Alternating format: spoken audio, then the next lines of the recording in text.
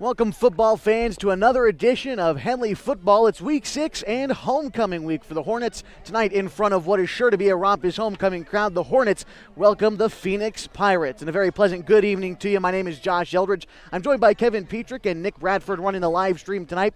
We're coming to you live from Hill O'Brien Field on the campus of Henley High School. It's a beautiful fall evening in the Basin, about 55 degrees as we look north tonight to see Hogback Mountain on the beautiful horizon, and the lights just make it look like a great night. So thank you for being with us on the MyBasin.com Game of the Week. Henley Hornets come off a loss last week against a very good Mazama team, but Henley did show some bright spots, especially in the second half. Kevin, they were able to hold on to the football a little bit more in the second half. What did you see from the Hornets last week? Well, they came up against a pretty good ball club, and I think they learned a lot about themselves. I would consider this to be the halfway point of the season. So I think what you want to do is look back, see how you've done the first 5 games, and then try to maybe replicate your success for the second 5. Being 4-1 at this time is great. I think if you would finish up 4-1 and get yourself into the playoffs, I think that'd be a great goal for the team. This week we've got the Phoenix Pirates. Phoenix, they've struggled in the past few seasons. They've won 11 games in the past 5 years, but of course you know these Pirates from Phoenix. They've battled through a lot just to get here tonight, and glad that we're able to have a game, as you always say, against these Pirates. What do we expect to see from this team, do you think, tonight? Well, Phoenix has had a little bit of trouble on the offensive side of the ball. They've had some trouble scoring against 4A opponents this year, so I think they're going to try to remedy that a little bit. Try to maybe get their ground game going, and that will probably be the most important thing to their success tonight. I look for a big defensive night from the Hornets. I think that they really can hone in on Phoenix's strengths, and they should have a good game tonight. I'd say defense for Henley's got to be a focus, but also ball security, I'm sure, was talked about quite a lot this week in practice. Number 1 on the board, I would imagine, this week. Sure. I mean, it's pretty simple, but if you win the turnover battle, you got a good chance of winning the game. Yes. All right. We're very excited for this one tonight. The Henley Hornets taking on the Phoenix Pirates in front of a homecoming crowd. Coming up in just a bit, we're going to talk with the Henley head coach, Alex Stork. We'll give you a look around the Skyline Conference and, of course, kickoff. Coming up on the MyBasin.com Game of the Week on 104.3 and 60 Sports. Sure glad we went to Les Schwab. I'm glad the baby's still happy. Well, I'm just glad that along with tires, Les Schwab also does brakes, alignment, and a bunch of other safety services. I mean, if we had gone to a cheap tire store instead, I'd be a doggone wreck. My thoughts exactly. Swing by today and get road trip ready with our always free pre-trip safety check. Les Schwab Tires, doing the right thing since 1952.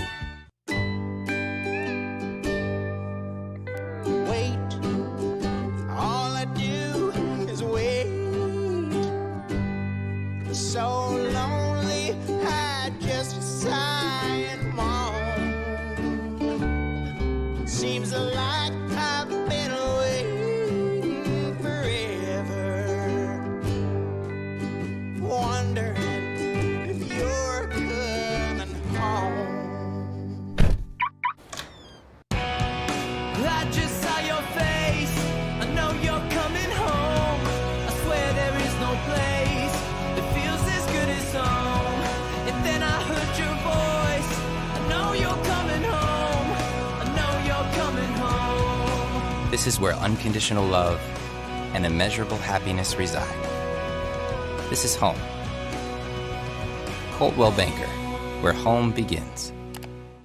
Trying to lose some weight and get in shape? Harbor Isles Tennis and Fitness Club provides a clean and friendly workout environment with professional and experienced staff to help you achieve your goals. They offer state-of-the-art equipment, indoor tennis and pickleball courts, certified personal trainers, tons of group exercise classes. They're the best exercise facility in the Klamath Basin. Plus, they now have a smoothie bar to give you a nutritious boost after your workout. See and feel the difference at Harbor Isles Tennis and Fitness Club. It's the place to be.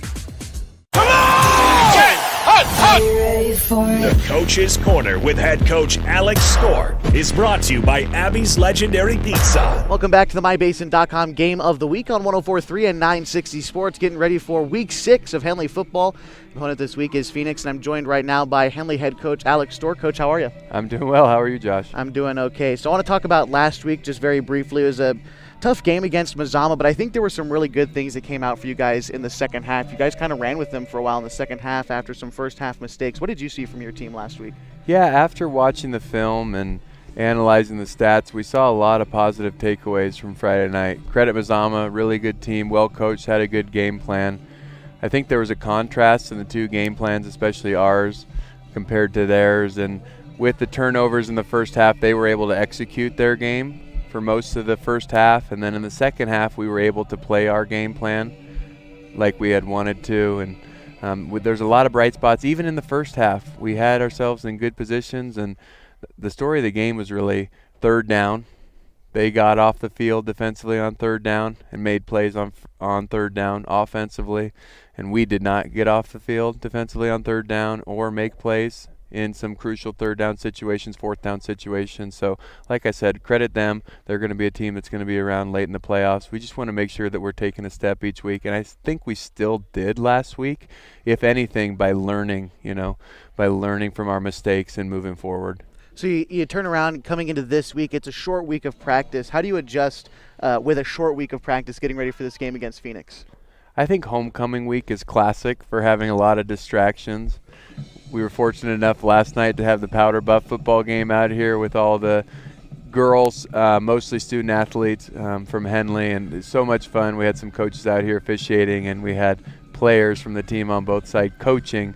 It's fun to hear the terminology being used in the Powder Buff game that we use with our boys, and our boys coaching and yelling and screaming and seeming like that's the behavior that they see modeled week in and week out. It just was a lot of fun. It was really a pure part of the high school experience, so I'm so glad that our guys got to be a part of so much of that this week. And then obviously the football games tonight, homecoming dance tomorrow. I think with the distractions, been really healthy this week, coming off an emotional game against Mazama, and we're actually happy to be playing in a short week against Phoenix, a good Phoenix team, on a Thursday game, which is a little bit unusual for us. But the short week, we're hoping will get the taste out of our mouths from last Friday night and propel us moving forward. And you talk about that Phoenix team. What do you expect to see from them tonight?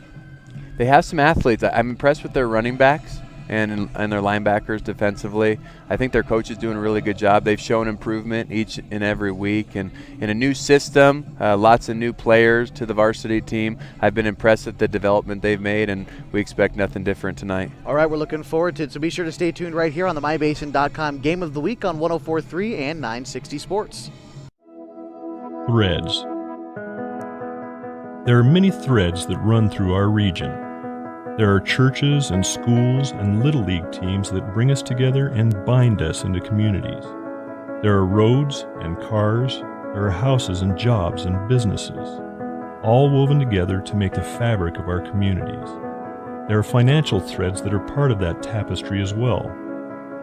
For over 80 years, it's been our pleasure to be headquartered here, providing financial services to generations of our friends and neighbors. From that first savings account, to retirement planning, and all of the cars and houses and groceries in between, we keep your money local, investing it back into our communities, adding more threads to the fabric to make our communities stronger. Pacific Crest Federal Credit Union. Find your path. Sports was kind of what defined me as a person. I loved to play every sport I could possibly play. The Abbeys was really the family stomping ground for all of our community. Saturday afternoon soccer tournaments, we'd head over to Abbeys afterwards. And then when we got up into middle school, on our way home, we'd stop at Abbeys after basketball games. When I go home, I want to see two things when I drive through Winston. I want to see my Abbeys, and I want to see my high school. And those are the two memories that stick out the most to me. Sure glad we went to Les Schwab. I'm glad the baby's still happy. Well, I'm just glad that along with tires, Les Schwab also does brakes, alignment, and a bunch of other safety services. I mean, if we had gone to a cheap tire store instead, I'd be a doggone wreck. My thoughts exactly. Swing by today and get road trip ready with our always free pre-trip safety check. Les Schwab Tires, doing the right thing since 1952.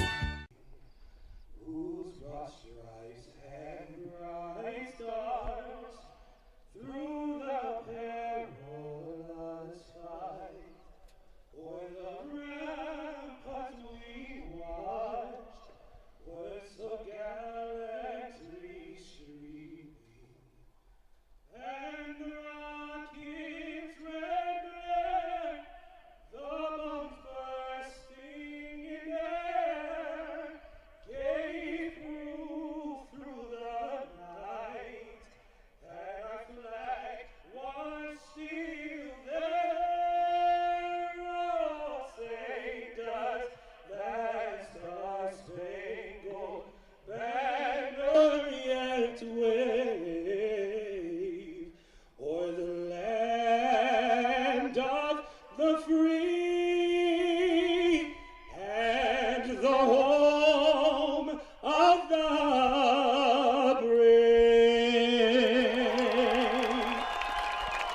The Star Spangled Banner, performed by Henley choir coach and assistant football coach Christopher Benjamin, means we are just about ready for football this evening. Welcome you back into the MyBasin.com Game of the Week. My name is Josh Eldridge. I'm joined tonight by Kevin Petrick and Nick Bradford running the live stream. Tonight, the Henley Hornets taking on the Phoenix Pirates, a couple of teams in the lower half of the Skyline Conference. Both teams 0-1 in league play. Henley coming into tonight with a 4-1 overall record. And Phoenix is 0-4, so a pair of different squads as we look now at the Skyline Conference standings. North Valley is actually atop the Skyline Conference, 1-0. They're 5-1, and the reason that is last week got a forfeit win against Klamath Union. They then went and beat Crestwell, so they got 2 wins last week, which is a little bit odd when you look at the Skyline Conference standings. So technically, yes, North Valley is in first place, but here we are. We'll say that they're tied for first place with that extra win. We'll see how that gets resolved. Hidden Valley is right behind them, 1-0 in league play, 3-1 overall. Mazama comes in third. They're also 1-0, but down a little bit in terms of their overall record, 3-2, but they played a very tough preseason, so likely to see Mazama towards the top at the end of the season. Henley, Klamath Union, and Phoenix round out the bottom of the list in the Skyline Conference. As our captains meet there at midfield, captains out there for Phoenix, number 12, Ryan Watts, number 50, A.J. Hawkins, and number 82, Jackson Selden. And for Phoenix, a senior wide receiver, number 1, Colton Smith. Also number 28, a senior wide receiver, Colby Scholes. Number 42, a senior running back, Tolson Higgins. And number 34, a senior linebacker, Garrett Northcutt, out there for Henley. They're going to decide the coin toss this evening. So we're going to take a break, and when we come back, it will be time for kickoff between the Henley Hornets and the Phoenix Pirates. You've got the MyBasin.com Game of the Week on 104.3 and 9 Sports. Threads. There are many threads that run through our region. There are churches and schools and Little League teams that bring us together and bind us into communities. There are roads and cars, there are houses and jobs and businesses, all woven together to make the fabric of our communities. There are financial threads that are part of that tapestry as well. For over 80 years, it's been our pleasure to be headquartered here, providing financial services to generations of our friends and neighbors. From that first savings account, to retirement planning, and all of the cars and houses and groceries in between, we keep your money local, investing it back into our communities, adding more threads to the fabric to make our communities stronger. Pacific Crest Federal Credit Union. Find your path.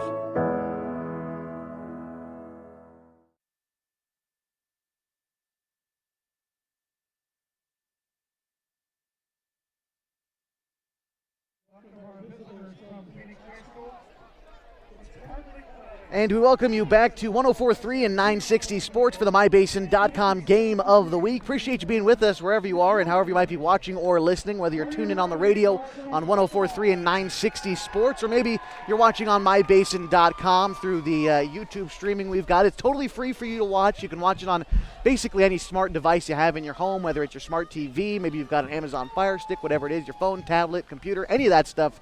You can get this game for free online, MyBasin.com. Tonight, the Phoenix Pirates have come to town to take on the Henley Hornets. Phoenix won the coin toss. They have deferred. Henley chose to receive, and that is where we're at. As we look north at Hill O'Brien Field this evening, Henley is going to defend the west goal going east, as we are just about ready for football this evening.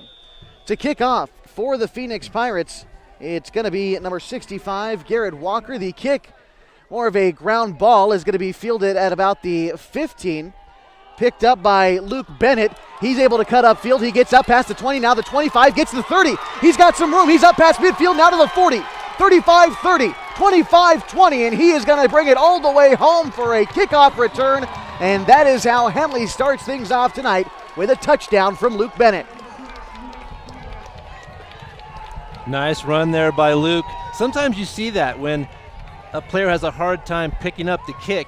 It gives him a little chance to see the oncoming traffic coming at him, and he found a lane, and he took it all the way to the house. Henley up 6-0 early in this ball game, and it looks like they're going to, Well, the offensive line is lined up off to the left side, so Henley seemed to be trying something a little bit different, going for 2 on the opening score of the game. Right now the Hornets lead 6-0 with 11:42 left to go in the first. They struck quick. Luke Bennett taking it about 85 yards. Sometimes they'll do this. We'll see if they'll shift into a kick here. Depends what Shaw sees on defense. Sending a man in motion, that looks to be Scholes. A handoff and a throw into the end zone. Scholes connects with Colton Smith, and that is a 2-point conversion. Henley up 8-0 with 11:42 left to go in the ball in the first quarter. That was a nifty little conversion. Shaw saw that he had the numbers on the right side, pitched it to Colby Scholes, had a nice little toss to Colton Smith in the end zone, and it's 8-0. Able to work it out, and as we get ready now to see the Henley defense. Kevin last week had a little bit of trouble stopping Mazama on third down. Mazama last week was 66% on third down conversions and 70% on fourth down conversions. Looking for different fortunes, I'm sure, on defense tonight.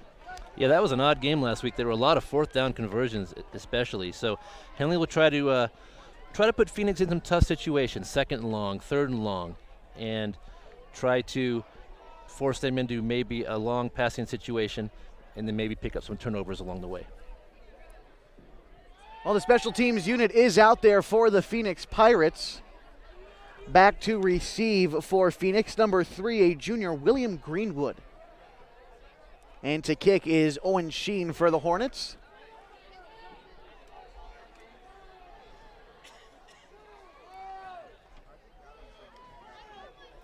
Appreciate the support of folks from On Top Tree Services tonight, able to get this broadcast on the air. If you're looking to get your trees trimmed, visit them on Facebook.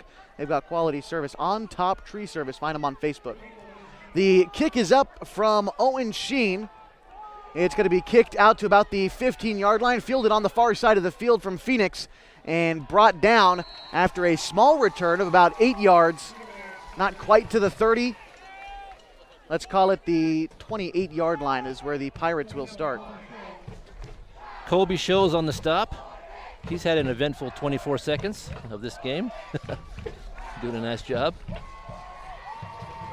And they're actually going to mark it down at the 25, so stepping out of bounds on the far sideline was Phoenix, and now a chance to meet the Pirates. Starting out there at quarterback, number 12, a sophomore, Ryan Watts, is out there with a pair of wide receivers. J.J. Jimenez and William Greenwood will get you the rest of the starters after this. Watts takes the snap. He's going to hand it off. Coming up the near side, it looked like Greenwood took the handoff and slipped in the backfield trying to evade some Hornets. Call it a loss of 5 on the play. 2nd down coming up for Phoenix. Also out there for the Pirates, along with William Greenwood, is number 6, a senior, Peyton White. Number 10, a freshman, Jackson Cook. Number 13, a junior, Jair Ramirez. Number 50, a captain, senior, A.J. Hawkins. Number 51, Eric Rangel, a junior. Number 52, a junior, Aaron Clark. And number 80, a senior, Trevor Shar. 2nd down coming up for the Phoenix Pirates. They take it from about the 17-yard line. Deep in their own territory, the Pirates driving from right to left.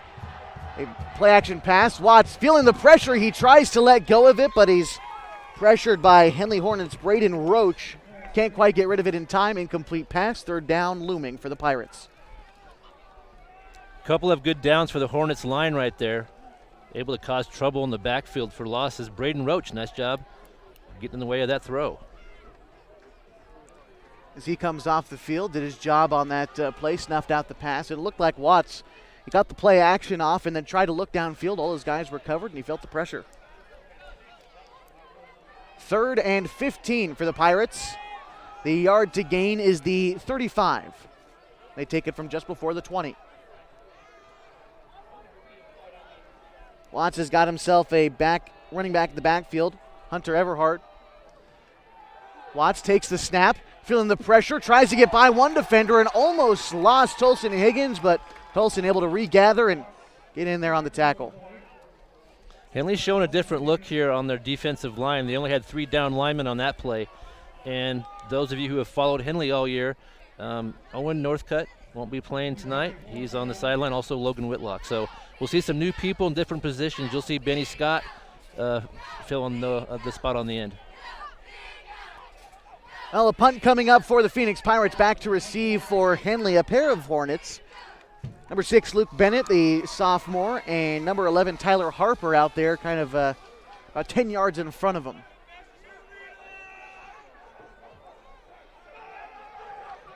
The kick is up, punted from about the 5. That hits dirt at about the 42 and rolls out of bounds before reaching the 45. So the Hornets will take over in Phoenix territory at the 44-yard line. That's just what the Hornets were hoping for. Excellent defensive stand to start the game, and they'll get very nice field position. Now a chance for Shaw Stork's Hornets to take the field. Shaw Stork out there with wide receivers Colton Smith, Owen Sheen, and Austin Fitz. You'll see Colby Scholes out there as well. And the running back, Tolson Higgins, will get you the line after this. 1st and 10 from the 44. Henley driving downfield from left to right. They've got their varsity blues on tonight with the yellow numbering on the back. As Stork takes the snap, tries to unload it deep to Owen Sheen, and it slips right through his hands. Incomplete. 2nd down coming up. That was a nice play call. Phoenix had all of their players 5 yards off the line of scrimmage, and Coach Pashy and Shaw saw that right away and decided to go deep. Owen was right there, and that should work later in the game if they see that set once again. Out on the line for the Hornets, number 55, Aiden Heslin, number 56, Emiliano Ortiz, number 66, Juan Manzo, and number 76, Nate Tappan. At center is Braden Morris. A handoff up the middle to Tolson Higgins. He gets around one defender, finds some room. He's up past the 30 and falls to the 20. He was stumbling for about 10 yards, call it a 20-yard gain, and a Henley 1st down. Once again, Tolson with a big chunk of yardage on 2nd down.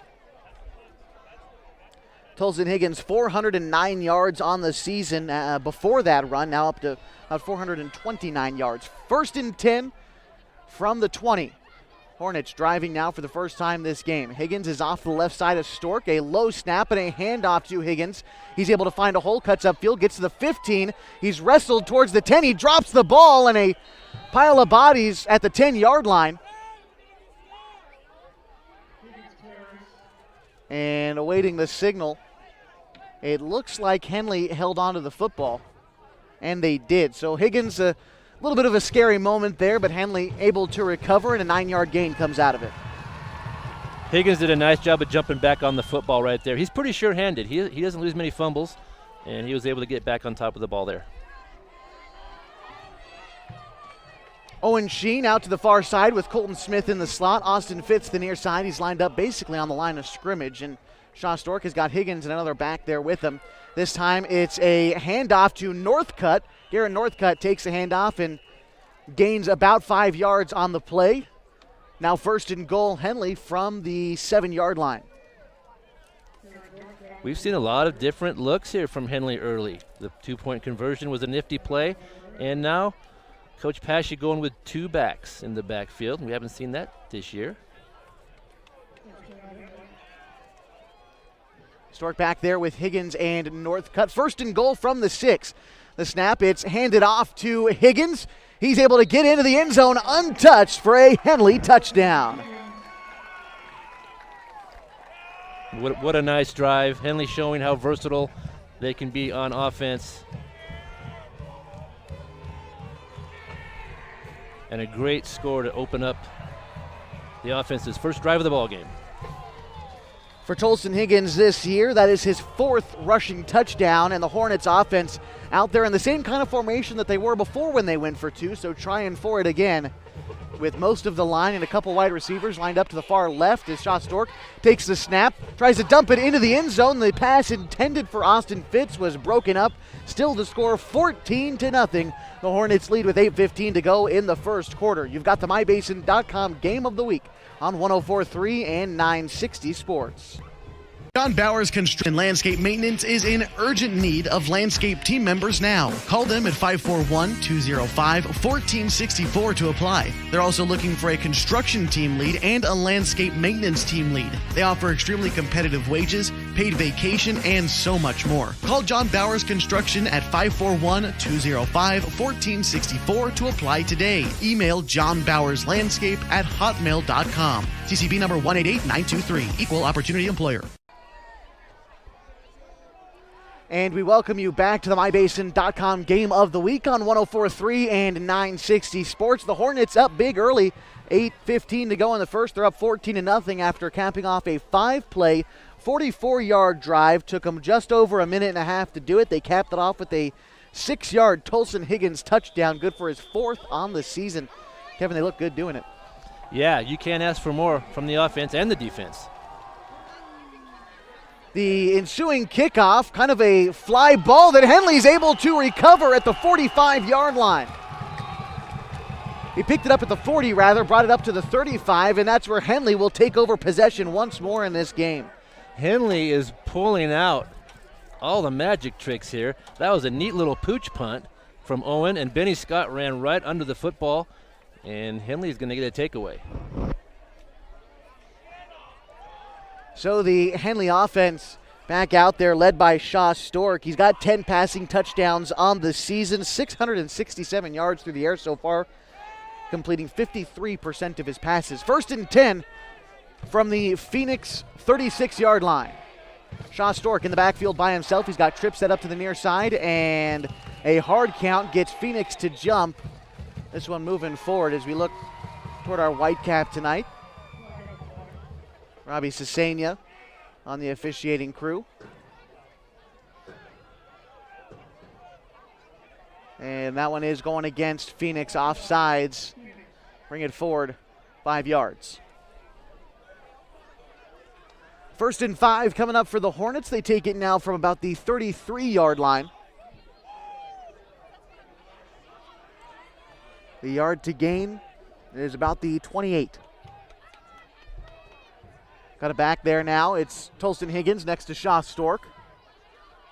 Stork takes the snap, drops back to the pocket, feels some pressure, rolling out to his left. He's being chased and decides to cut upfield and take it himself. He got past 3 Pirate defenders. He's up past the 20, trying to get out of the 15, 10, 5 to the far side of the end zone. Touchdown, Henley. And there we're seeing the talent of Shaw Stork. That was a broken play. He had pressure right from the snap, and with his speed, he was able to get to the far side, find a lane, cut across the field, and another long touchdown for the Hornets. Another touchdown rushing on the season for Shaw Stork. On the ground, 526 yards on the season, and Owen Sheen out to kick the extra point. The kick is up, and it is going to be wide left. Owen Sheen unable to convert on that for the season, makes him 10 of 17 on the year. Henley leads 20-0 with 7:59 to go in the first. And Kevin, just like you said, that was a broken play, but Shaw Stork able to improvise and still get the job done. Right. Teams all year have had trouble containing him, and he was able to make good on that one for sure. Phoenix really crowding the line. This is the first team we've seen that has crowded the line defensively, and Henley's responding to it very well, obviously.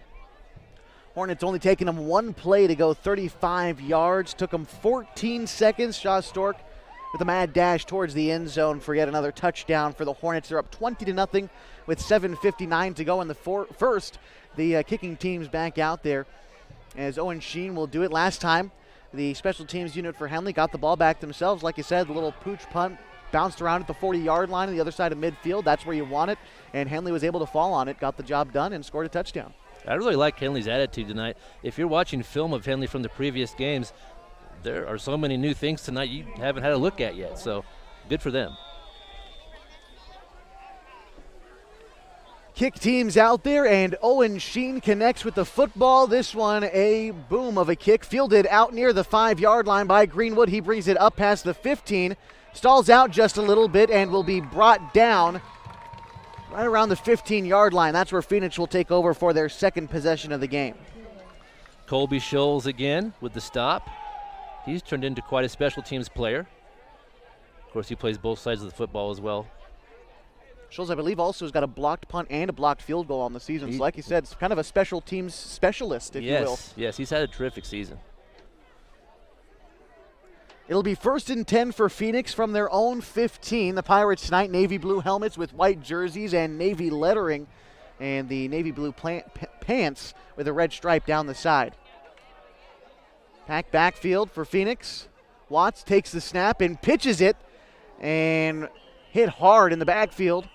Back to the 10-yard line. Call it a loss of 5 on the play for the Pirates. 2nd down coming up.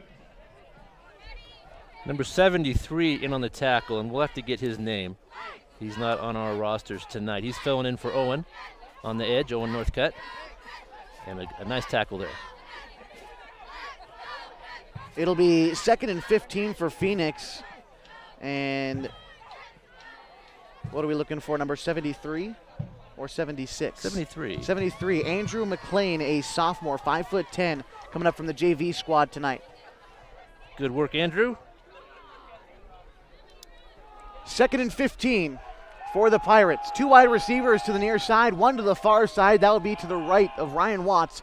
In the backfield, he's got a running back to either side. Watts takes a snap, drops back in the backfield, and tries to dump it close to, I believe that was Jair Ramirez, but Ramirez hit as soon as the ball hit his hands and dropped it. 3rd down coming up for the Pirates. Connor Sieben with a nice clean hit right across the midsection as the ball showed up. Good piece of defense there by Connor. So that brings up 3rd down for the Pirates. Last time they held onto the football, it was a 3-and-out for them as well, with about 11 and a half minutes to go in the first quarter. Looking for a change of fortunes here, as it was kind of the same story. Went backwards on the first play. Henley's 1 first down every time on offense and defense so far, but the Pirates looking to get something cooking on a long 3rd down attempt. 0 for 1 so far this evening. 3rd and 15 coming up. Ryan Watts takes the snap, drops back into the pocket, has some time to throw downfield, and just overthrew his man. And 2 flags coming out after the play. And this one might be going against Colton Smith, as it might have been a late hit. Kevin, what'd you see? Yeah, the ball sailed past the receiver, and Colton got there a little bit late, so this will probably be a late hit. That's the first time the quarterback had some nice time to throw the football there, so this is a good break for the Pirates.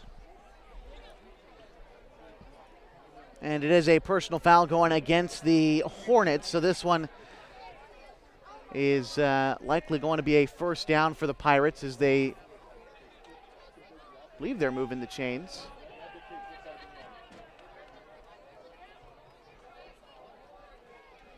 We got a little bit of confusion down there, but we'll figure it out. I think they were trying to find the football. The football was somewhere, might have bounced off the track and over the fence. That ball was thrown hard. I think you're right.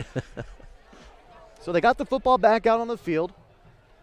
And from 15 yards back, this might just give them that 15 yards they needed for a Phoenix 1st down. So it'll be 1st and 10 from the 25. First down of the night for the Pirates.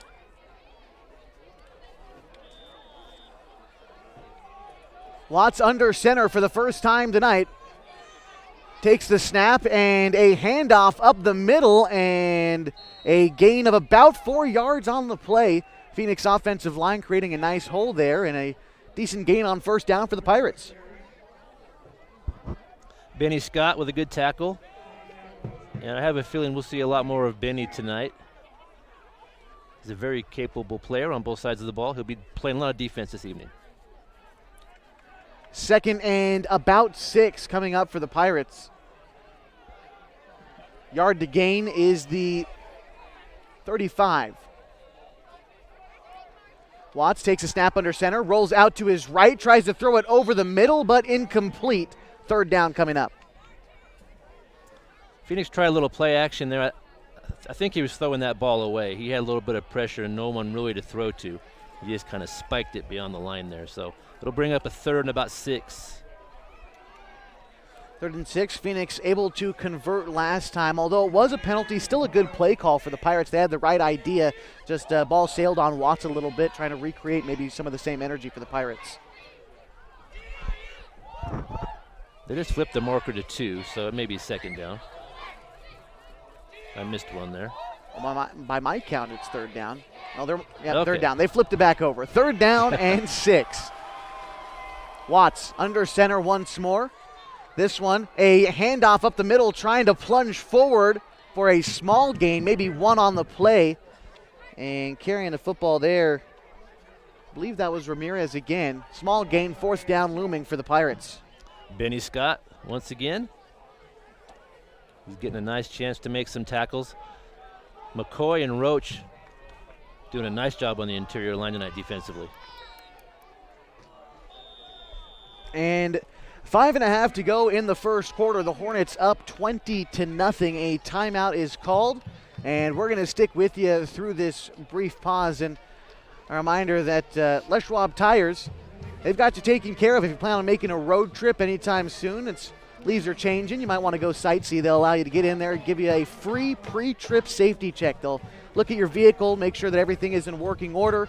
If it's not, they'll let you know about it. If it is, they'll send you on your way. Les Schwab Tires, they've got 3 locations here in the Klamath Basin, 2 in Klamath Falls on South 6th Street and on Washburn Way. They've also got a location out in Merrill. They've been doing the right thing since 1952. Henley's defense standing tough on third down there. A bit of a difference than what we saw last week against a solid Mazama team, and I'm sure third down was a focus this week in practice for the Hornets. Right. You want to get your offense on the field as often as you can. That's just one of the strengths of Henley's team, obviously. They need to put some points on the board, and you need your defense to get the opposing offense off of the field when you can. So the 4th down here.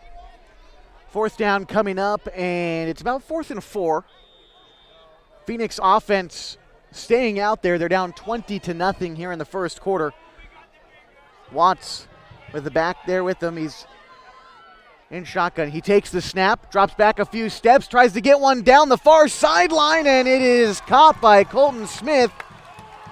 And that's an interception for Colton Smith, trying to see if he kept the feet in bounds. Colton Smith getting the numbers here. That is his 4th interception of the season. Yeah, Colton, one of the leaders in 4A in the whole state in interceptions. And he picked up another one right there. Phoenix being aggressive, going for it on 4th down in their own territory. I like their attitude. You're down 20. Try to make some changes. Try to go for it. Henley's offense takes over 1st and 10 from about the 43-yard line in their own territory as they drive from left to right. 2 wide receivers to the near side for Shaw Stork. He's also got Higgins back there. Stork takes the snap, a handoff to Higgins. He fights forward for a gain of 1, maybe 2 on the play, brings up 2nd down. Joey Baynard with the stop for Phoenix. That's the first nice run stoppage we've seen from that defense tonight. 2nd down for the Hornets. So far tonight, each time they've had the ball, they've scored a touchdown and then some on a special teams touchdown as well. They're up 20-0, 4:50 to go in the first. 2nd and 9 for the for the Hornets. Stork takes a snap, drops back into the pocket, tries to unload it down the middle, intended target Austin Fitz. He thought he was held, but no flags down. That brings up 3rd down for the Hornets. Jackson Selden with the coverage for Phoenix right there. And you can see what Henley's trying to do with Phoenix so compact on the line of scrimmage. If you can get a step on them quickly and throw that ball over the top, you could probably have some success, and they almost did there. 3rd down and 9 coming up for the Hornets. It's the first time that they've faced 3rd down tonight. Stork takes the snap, steps back, feels some pressure, tries to get the screen pass off to Higgins, incomplete, just over his head. That brings up 4th for the Hornets. Ramirez with a nice coverage. He wasn't fooled on that little screen play for Phoenix, and that will put Henley in what looks to be a punting situation. A good stop there for the Pirates. They were able to stop the run on 1st down, which has been the killer so far for Henley. He forced him to pass, and the Hornets couldn't get it done through the air on the ensuing 3rd and 4th downs. 2nd and 3rd downs, I should say. Back to punt is Henley. A couple guys back to receive for the Pirates. The kick from Owen Sheen is up, is going to bounce around at the 25, roll to the 15, And inside the 10-yard line, a great punt for Sheen. Yeah, one thing we've seen from Owen this year with his punts, he has the benefit, he's able to kick it. He always gets that roll. He's got that ball spinning the right direction, rotating, and he always gets a good roll on those kicks. And he's pinned Phoenix inside the 10. The Pirates will take over from their own 9-yard line with 4:22 remaining in the first quarter of a 20-0 ball game. The Hornets leading this one. Pirates looking to get something started. They got the stop on defense, which is the first step. Now the offense has got to get some yardage. They've got quite a ways to go, starting at their own 9. Watts has got one wide receiver to the near side. That's Eric Peltier. And 2 backs in the backfield. Watts takes the snap. That'll be a handoff to the far side, trying to get outside and brought down after a gain of about 3 yards. Second down for the Pirates coming up. That was a nice push from the offensive line of Phoenix on that play. And they picked up about 5. Second and, about 5, maybe a long 4.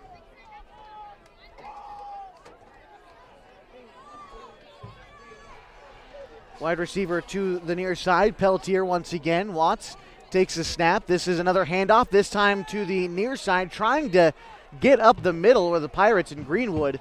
But he is tackled in the backfield. A loss of about 3 on the play. That brings up 3rd and about 9. I like what I'm seeing from the inside of Henley's defensive line. Braden Roach on that play with a nice tackle. 3:20 and counting in the first quarter. 20-0, the Hornets lead. Thanks for being with us tonight on the MyBasin.com Game of the Week. On 104.3 and 960 Sports. We've also got free HD video on MyBasin.com. Be sure to check us out online. MyBasin.com is your home for everything that goes on in the Klamath Basin, news, sports, and everything else. Check us out, MyBasin.com. 3rd and 7. The game a little bit of forward momentum. So 3rd and 7 for the Pirates. Watts couldn't get the snap. It is high. He falls on it in the end zone, and that'll be a safety. Add 2 more points to the total for the Hornets. 22-0 with 2:48 to go in the first, and they'll get the ball back. Another fortunate break for Henley right there. The ball was snapped so high over the quarterback's head that he really had no chance to run the ball out of the end zone. So Henley will get a couple points, and they'll get the football here. 22-0, 2:48 to go in the first. The Hornets offense able to go back out onto the field after a punt return. We've seen this a couple times, though. Henley has been the beneficiary. That's their 3rd safety of the season.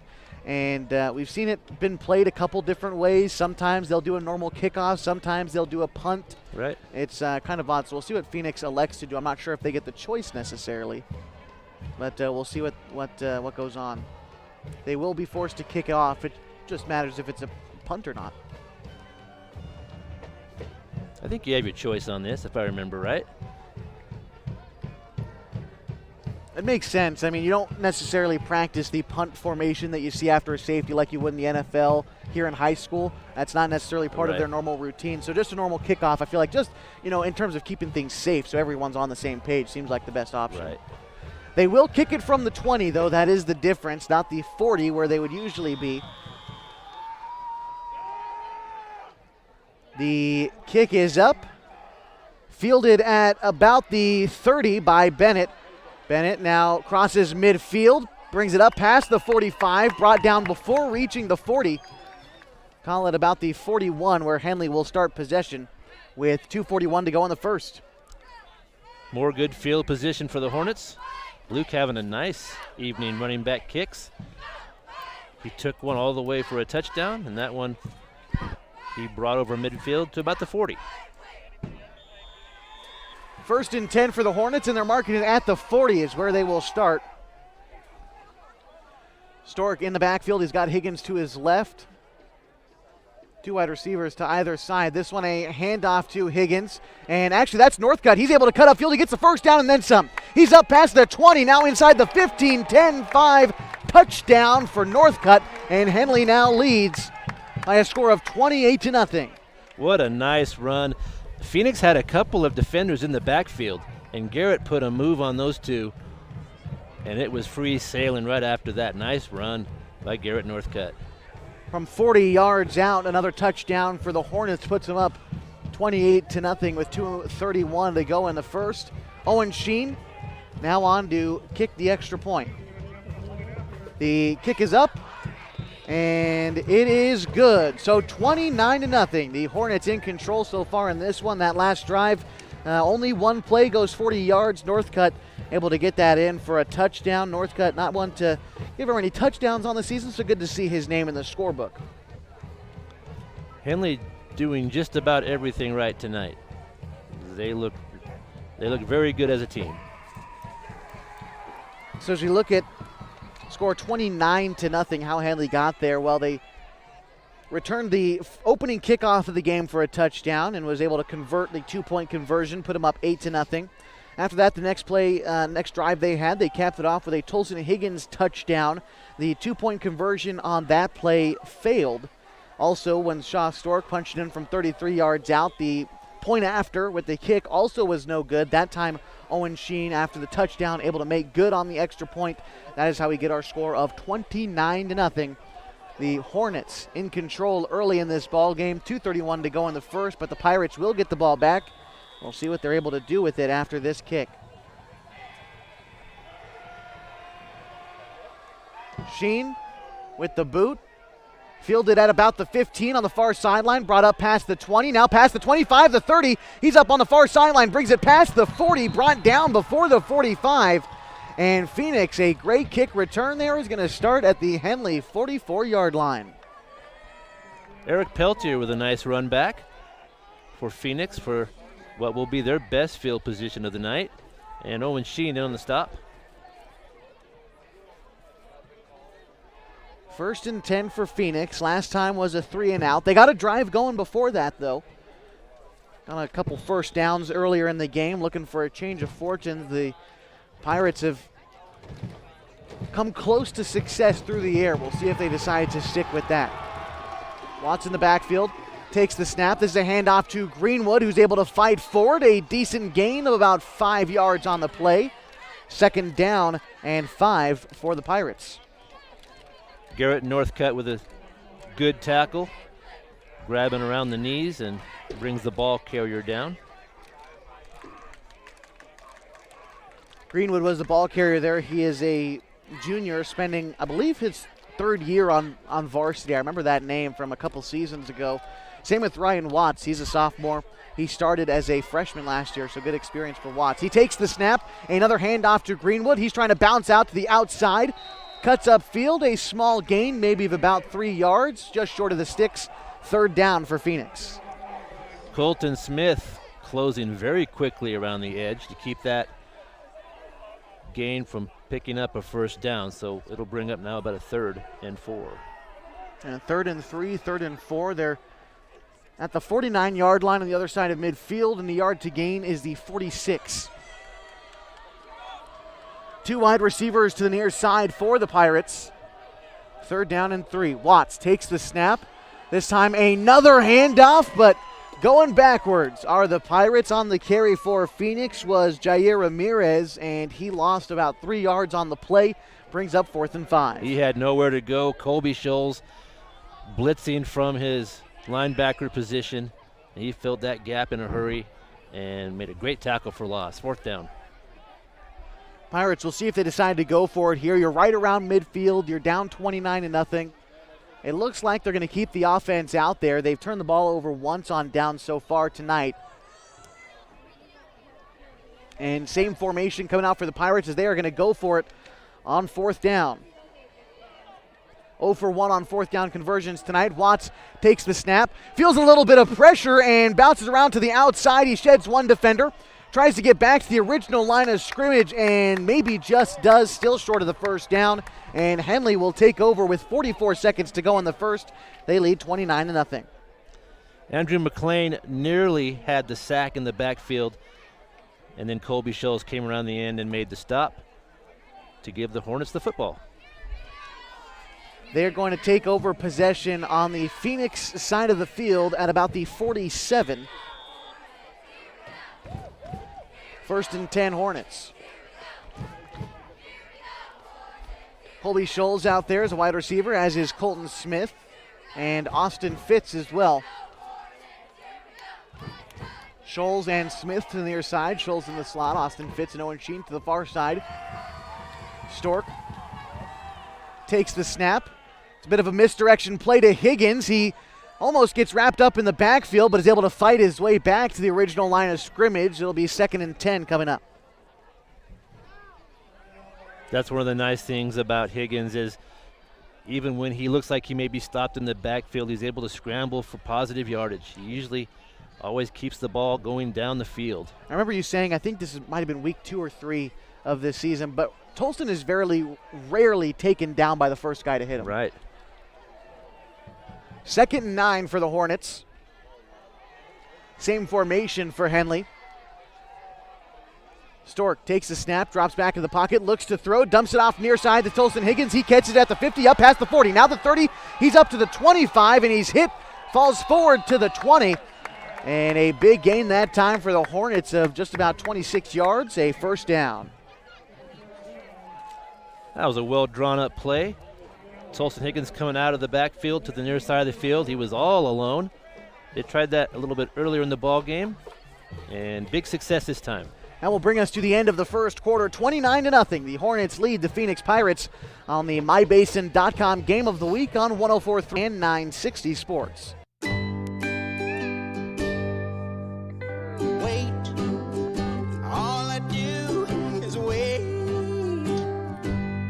So lonely, I just sigh and moan.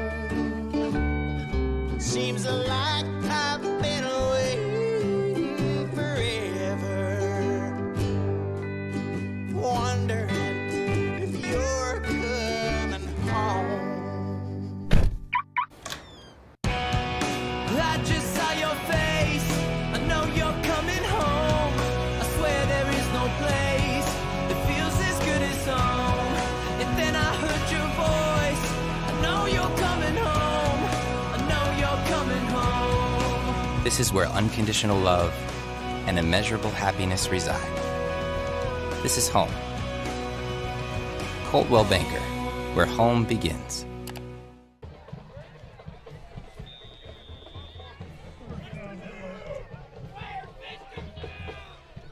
And welcome you back to the MyBasin.com Game of the Week on 104.3 and 960 Sports.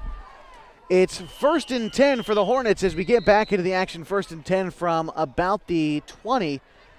And Coach Stork going to take a timeout before we can get the action rolling tonight. Henley driving with the football here. We are starting the second quarter. They're up 29-0. And Kevin, we didn't get a chance to talk about that last play before the half. Tolston Higgins taking the kind of short pass, and he kind of took it himself for about 25 yards. Just no blockers, got around a couple guys and fell forward. Good gain. Yeah, that was a good call. They saw a little hole in the defense there with the receiver coming out of the backfield, and you don't want to catch Higgins with a head of steam because he will definitely pick up some yards, and he did there. I think they only had 10 on the field to start this play, so they had to use a timeout, kind of reorganize. Make sure you're on the same page, especially in a game like this. You're up big, 29-0 against Phoenix. You're in good field position. Just want to play fundamentally sound football and continue to roll if you're Henley. You want to try to complete your red zone possessions. That's always a good thing to work on. Get the ball inside the 20. You want to get a touchdown for sure. 1st and 10 from the 20. Two receivers to the near side for Stork and one to the far side. He's also got Tolston Higgins off to his left. Stork takes the snap, rolls out to his left side, tries to get it inside to Bennett, and does.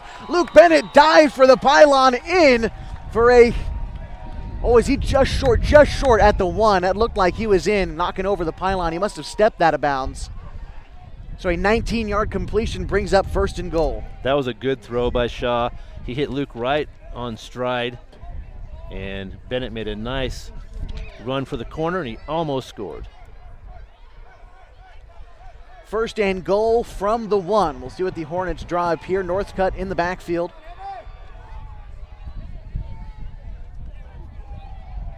This one, a handoff to Northcutt, and he plunges forward, gets into the end zone for a Henley touchdown. Up 35-0 with 11:47 to go in the second. Some nice goal line football by the Henley line. They had plenty of push to give Garrett some room to score. And looks like we're having, Owen Sheen will kick the extra point. Bennett comes off the field. Extra point team is out there. Henley tries to extend their lead to 36. A little bit of a high snap. It's controlled by Colton Smith. He brings it down for Owen Sheen, and he punches it through. The extra point is good. 36-0 off of Northcutt's second touchdown in the game. First punching it in from 40 yards in a solid run. This time taking the much easier route. Punch it in from 1 yard out. The extra point is good. The Hornets drive in for about a minute. Took them 4 plays to go 47 yards. They're up 36-0, and Henley, I'm sure, happy with where they're at in the game right now. Sure, and the homecoming crowd we've mentioned tonight is homecoming. And once again, the bleachers, for the most part, full tonight. After last week's Mazama game, of course, we had a big crowd, and almost as many home fans tonight. So it's nice to see the turnout, and the Hornets playing very well. And you mentioned the homecoming game. We'll talk about it a little bit in the extended halftime show tonight. But homecoming for Henley coming together in an odd sort of way, but able to get it done. The boosters, the PTA, and the administration, and the students, the parents, everyone working together to try to get homecoming done this weekend. They're able to pull it off, and here we are on a nice, now kind of chilly Thursday night in the Basin. A little Thursday night special. The kickoff from Henley is up. Owen Sheen boots it out to about the 15. Brought out past the 10 and wrapped up at the 15. Getting by one defender was Peltier, and he is bottled up at about the 20-yard line. No, the 15, and that is where Phoenix will start this possession. Victor Alonso in the ball game, and he got his hands on the runner, and then his teammates helped him out. Good coverage. So 11:37 to go, 36-0. And the Pirates with the ball once more. Last time a 3-and-out. Trying to go for it on fourth, couldn't quite convert. Gave Henley good field position where they converted the touchdown. 1st and 10 from they're calling it actually the 25-yard line.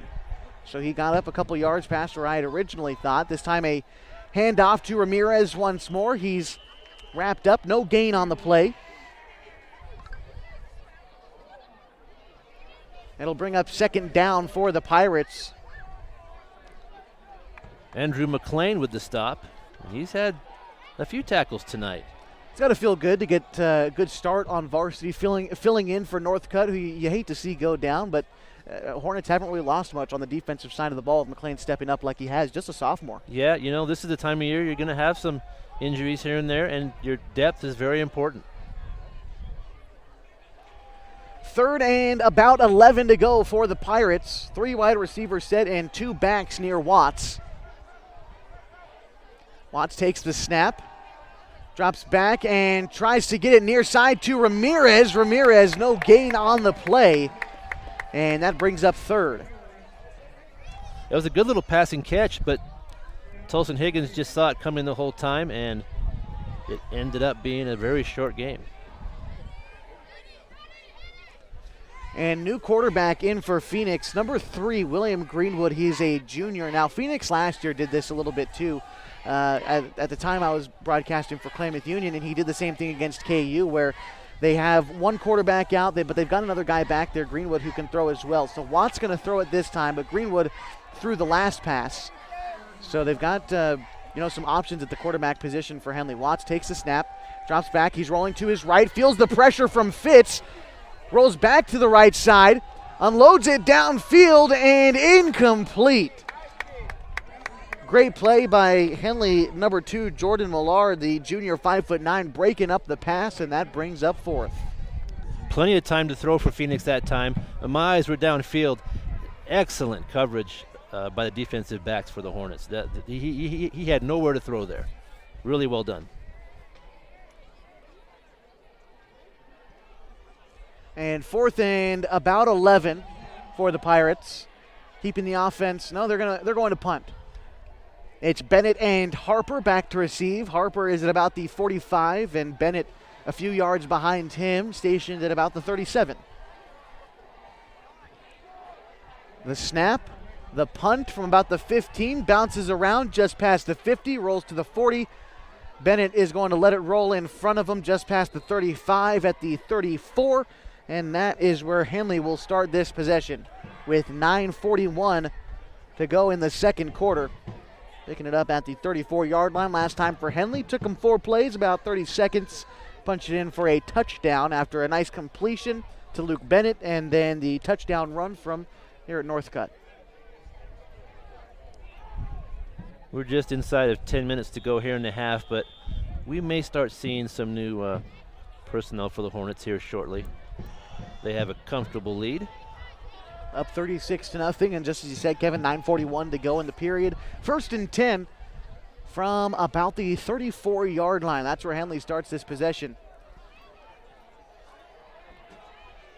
This one, a handoff coming to the near side. Looks like Higgins got it. He gets the first down and then some, and he has got room. He's up past midfield, now the 40. Gets past the 30, now the 25-20. 15-10-5 touchdown for Tolson Higgins. That's his second of the night. That was the result of some excellent blocking. Garrett Northcutt threw the first one. Emiliano Ortiz threw the second one, and that was enough to spring Higgins for another long run. Extra point attempt and another 1-play, 1-touchdown drive for the Hornets. That's the 3rd time they've done it tonight. They're up 42-0, 9:27 to go in the half. Kick is up from Sheen, and it is good. 43-0. The Hornets lead with 9:27 to go in the second quarter. We're going to step aside and come back. When we do, Phoenix tries to answer back on the MyBasin.com Game of the Week for 3 and 960 Sports. John Bowers Construction and Landscape Maintenance is in urgent need of landscape team members now. Call them at 541-205-1464 to apply. They're also looking for a construction team lead and a landscape maintenance team lead. They offer extremely competitive wages, paid vacation, and so much more. Call John Bowers Construction at 541-205-1464 to apply today. Email johnbowerslandscape@hotmail.com. CCB number 188923. Equal Opportunity Employer. And welcome you back to the MyBasin.com Game of the Week on 104.3 and 960 Sports. Henley up big in the first half, 43-0, 9:27 to go in the period. That last drive for the Hornets only taking them 1 play. Tolson Higgins turned on the Jets and scored from 66 yards out, his 2nd touchdown of the season, of the night, 5th on the season. This kick from Sheen bounces around at about the 15, rolls inside the 5. It's picked up, brought out past the 10, and a big hit before reaching the 15-yard line. And my mistake, that's the 19, and that is where the Pirates will start with possession, although there is a player down on the field.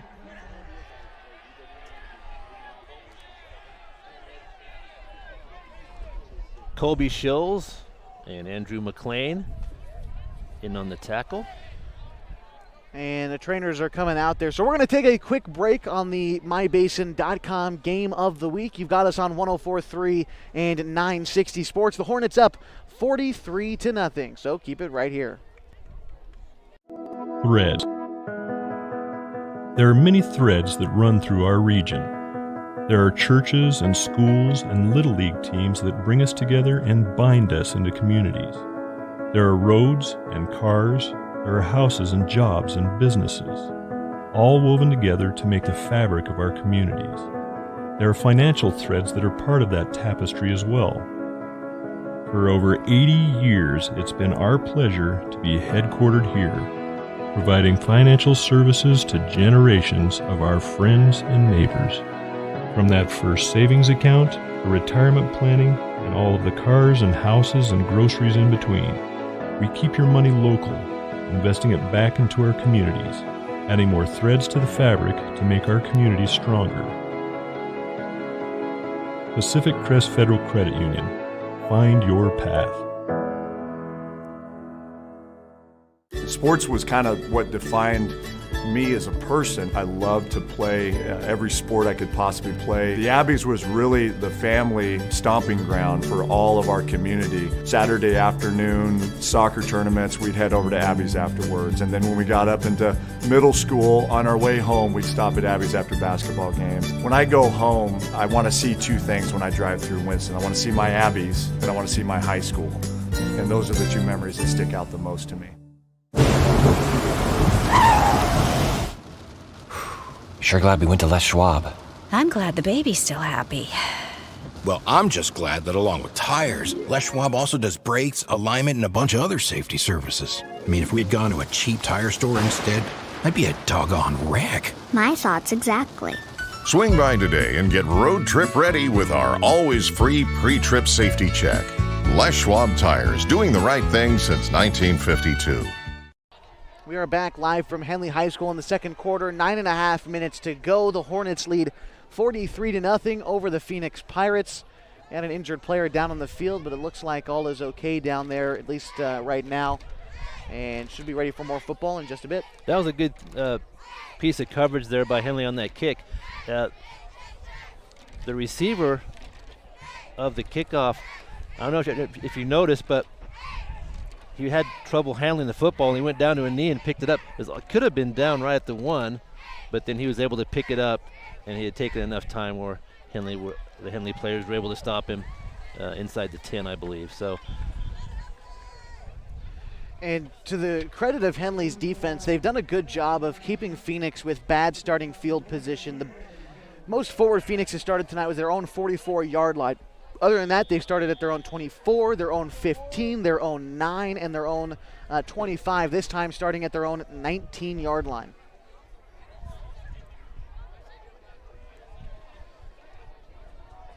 And the Pirates stack in the line of scrimmage. Only one wide receiver on this set, and a handoff.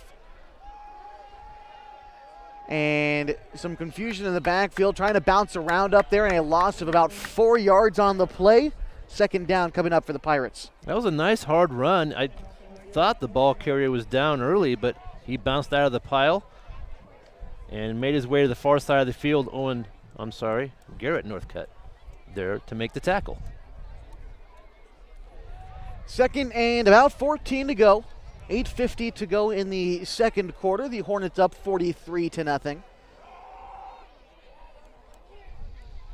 And the offense for the Pirates trying to get something rolling here to finish off the half. Still quite a bit of time left to go. And some substitutions in for the Hornets. I see Colt Earls out there. Another run up the middle. Bottled up after a gain of maybe 1 on the play. Brings up third down and about 13 for the Pirates. Colby Scholes with a stop. And as some of these players check in for the Hornets, we'll try to get their names for you just as we kind of see them. Like you said, Braden Roach out there, Colton Earls coming off the field right now. Big number 61, Matthew McCoy. And checking in will be number 67, and that's a junior varsity player, 67. 62 also out there. We'll try to get his name for you.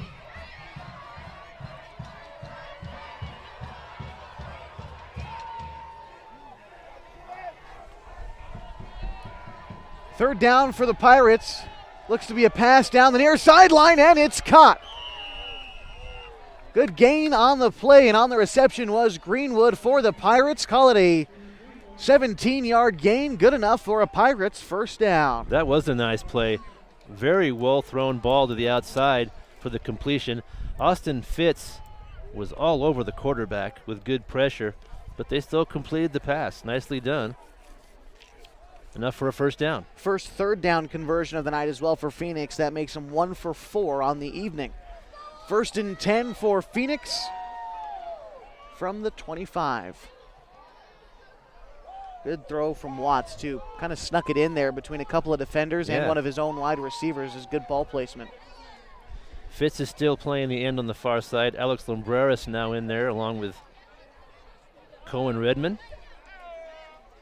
Still see some familiar faces. Tolson Higgins, Garrett Northcutt, Austin Fitz out there on the outside. It's kind of a hybrid kind of defense out there for Henley. Not quite all their starters out, obviously, but delay of game against the Pirates brings it back 5 yards. So 1st and 15. The yard to gain is the 35. They take it from the 20. I think the Phoenix quarterback had to leave the game after that hit at the end of that play, so they were a little confused and weren't able to get the play off in time. Hunter Everhart, the new quarterback in for the Pirates. Hunter, a junior quarterback. He's got Greenwood back there with them. 2 wide receivers to either side. Sending a man in motion. And dropping back is Everhart to pass. Tries to unleash it down the near sideline, and it is incomplete. 2nd down coming up for the Pirates, and the 5th play of the drive. More good coverage by the Henley defensive backfield. Really had nowhere to throw the football. And 2nd and long coming up. 7:19 to go in the second. 43-0. The Hornets came out in a big way in the first quarter and continued to keep the foot on the gas here in the second. And the Pirates down big. They're back behind the stick, 2nd and 15, but they've got a couple big plays so far in this game, looking to recreate some of that energy, bottle it up, and try to convert on 2nd down here, at least chip away at some yardage, put yourself in good position for 3rd. Everhart takes the snap. Looks to his right, feels a little pressure, moves up into the pocket, decides to take it himself and slides forward. A gain of 4 on the play. 3rd and 11 coming up, and a smart decision by Everhart there to keep it himself. He didn't see anything developing downfield and took it forward, a gain of 4. Yeah, that's the first time he's tucked the ball and decided to run, and you could tell he's a little hesitant, didn't know if he should, but made the decision and picked up some yards. 3rd down and 11. Phoenix so far tonight 25% on 3rd downs, 1 for 4.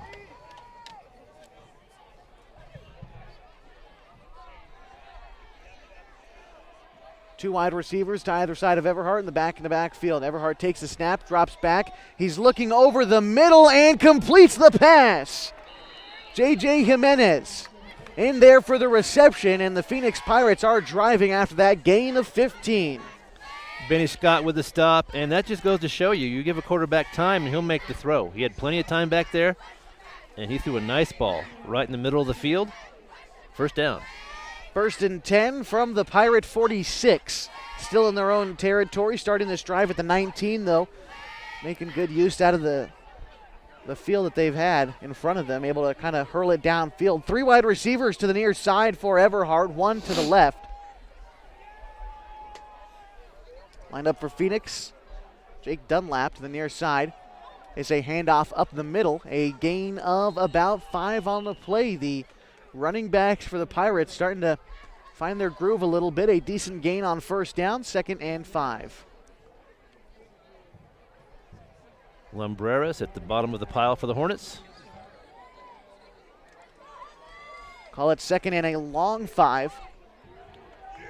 Everhart going to take this snap from under center. Takes it, drops back, looks to the near side, and that pass almost picked off by Garrett Northcutt. He had it in his hands and just dropped it. Might be, he's got no gloves out there. You think his finger's a little cold? I don't know, but Garrett wants that one back. He was going to run all the way to the concession stand with that one. Wide open field in front of him. Good defense anyway. It'll be 3rd down and about 6 or 7 here. You know, I bring up the weather, I thought for good reason. My phone right now, as I check the weather, is telling me 54 degrees. However, I have a feeling that it's lying to me.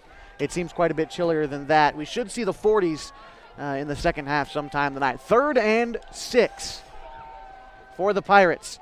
This time it's a toss to Jimenez. He tries to cut up field. He's wrapped up and brought down. No gain. 4th down for the Pirates. We're still working on getting some of these JV players on the roster. Number 32 making the tackle there for Henley. We'll try to get his name.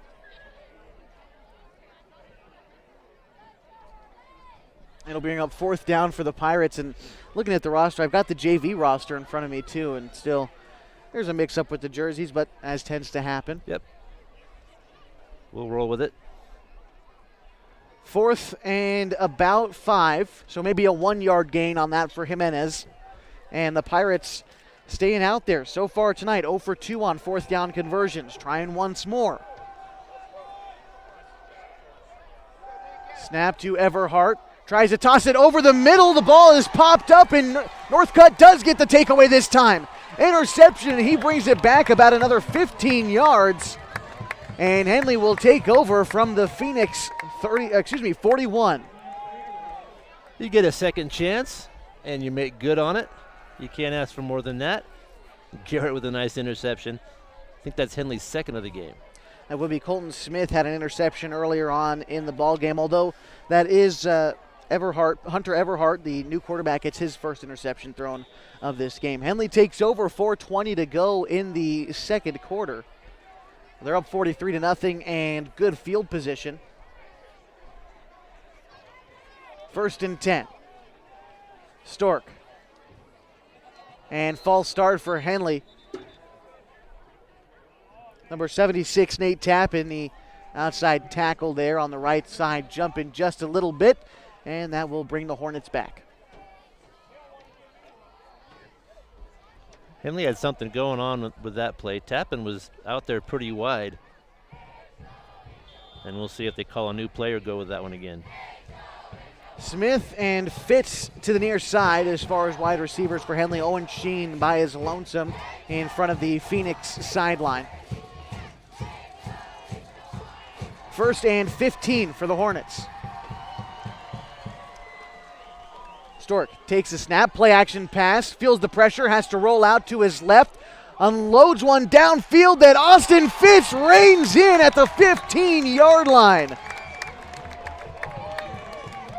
Broken play that Shaw Stork makes good, and Austin Fitz, credit him, laying out, making that catch. 1st down, Henley.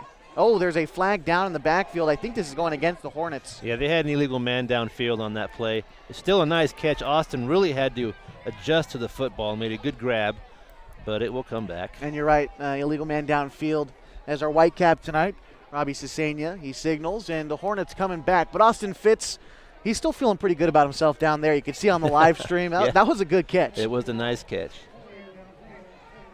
I think defenses are always amazed with just how quick Shaw Stork is. They think they can contain him, but when he decides to turn on the jets, he's tough to catch. Well, you can watch film on him all day long, but once you get out there on the field with him, it's a different story. Right. Stork in the backfield. He's got a couple running backs, Northcutt and Higgins. 2 wide receivers to either side as well. Stork, this one going to be a handoff to Higgins. He bounces around the outside a little bit, actually loses 1 yard on the play. 2nd down for the Hornets. Ramirez again, making a nice tackle for Phoenix. 2nd and about 21 to go. Yard to gain is the 31. And they are taking it from the 48 on the other side of midfield. Phoenix is going to take a timeout. We're going to stick with you through this one. Halftime coming up in just a bit. We're 3 minutes, 26 seconds away. The Hornets lead 43-0. Stick with us during halftime. We'll give you an idea of a couple of the games that are being played in the Basin tonight on a chilly Thursday evening. Some of the games being played tomorrow, too. Of course, a great weekend of college football coming up. The Oregon State Beavers look good. They're playing Washington State. Of course, in our neck of the woods here in Southern Oregon, the SOU Raiders are going to be playing number 24 Montana Western. SOU knocking off Eastern Oregon last week. They were 18th in the nation. And the Raiders, after struggling at the beginning of the season, are starting to look good. So we'll give you a rundown of how this weekend in football looks. At halftime, both teams look to be trotting out onto the field right now. Also like to remind you that as fall comes in, you might want to work on your trees, whether it's in the front yard or the backyard. Don't want to do it yourself. Don't want to wait too long either. Call On Top Tree Service. You can find them on Facebook They've got quality service for you. They'll take care of all of it. Find them on Facebook, On Top Tree Service. Second down and about 21 to go for the Hornets. Stork takes a snap, a couple steps back, tries to get it down the near sideline, and Owen Sheen just past his outstretched hands. Third down coming up for the Hornets. That was just a little one-step drop and then let it fly. Just an old-fashioned flyer out. Owen almost caught up to the football. It's a good play on long yardage, and that will bring up third down. Third and about 21 still to go. Stork has got Sheen to the near side, Colby Scholes, Austin Fitz, and Colton Smith all out to his right, and he's also got Tolson Higgins to his right side as well. Low snap, Stork handles it, feels the pressure, dumps it near side to Northcutt. He's got a couple blockers, he cuts upfield, he's up past the 30. Now up past the 20, he gets inside the 15. He's brought out of bounds before reaching the 5.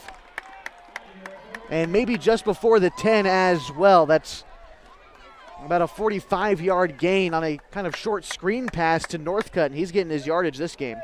Well designed and well executed. The key to that play, he had a wall of blockers in front of him. And when you can do that, you're going to get big yardage. And Henley's had a number of big yardage plays tonight. First and goal for the Hornets from the 9-yard line. That is where they brought him out of bounds.